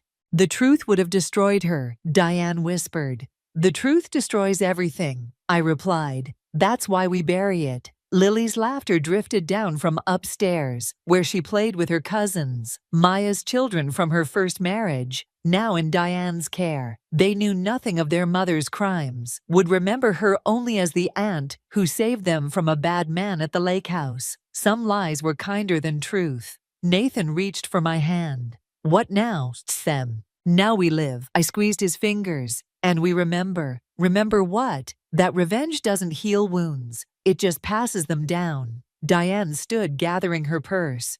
I should have protected you both. All those years watching Maya's jealousy grow, watching her hurt out people. I thought staying neutral was kindest. It never is. I hugged her, feeling the tremor in her shoulders. But we can't change the past. After she left, I went to my study and opened the safe behind my dance trophies. Inside lay one last piece of evidence. The original recording from Logan's phone. The truth about Sarah Chen, about James, about everything. Nathan appeared in the doorway. Keep it? No. I pressed delete, watched years of secrets vanish in a moment. Some shadows need to stay buried. Upstairs, children's laughter continued, innocent and free. Tomorrow, they'd ask about their mother, about the lake house, about why everything had changed. We'd tell them carefully crafted half-truths, shield them from the darkness their parents had created. But in quiet moments, I'd remember Maya's face in that hospital room, the weight of Logan's phone in my hand, the choice between justice and mercy. I'd remember how revenge had transformed me, how easily righteousness became cruelty. The doorbell rang, dinner guests arriving, life continuing its steady march forward. I closed the safe, hiding away the last remnants of our family's darker chapter. Ready? Nathan asked. I thought of Maya in her prison cell, of Logan with his hollow victory, of Sarah Chen's unavenged ghost, of all the ways revenge had changed us, marked us, saved and destroyed us. Yes, I said, taking his hand. I'm ready. Because that's the thing about shadows. They never really disappear. They just wait for the right moment to remind you of who you were, who you became, and all the choices that led you here. Sometimes that reminder is enough.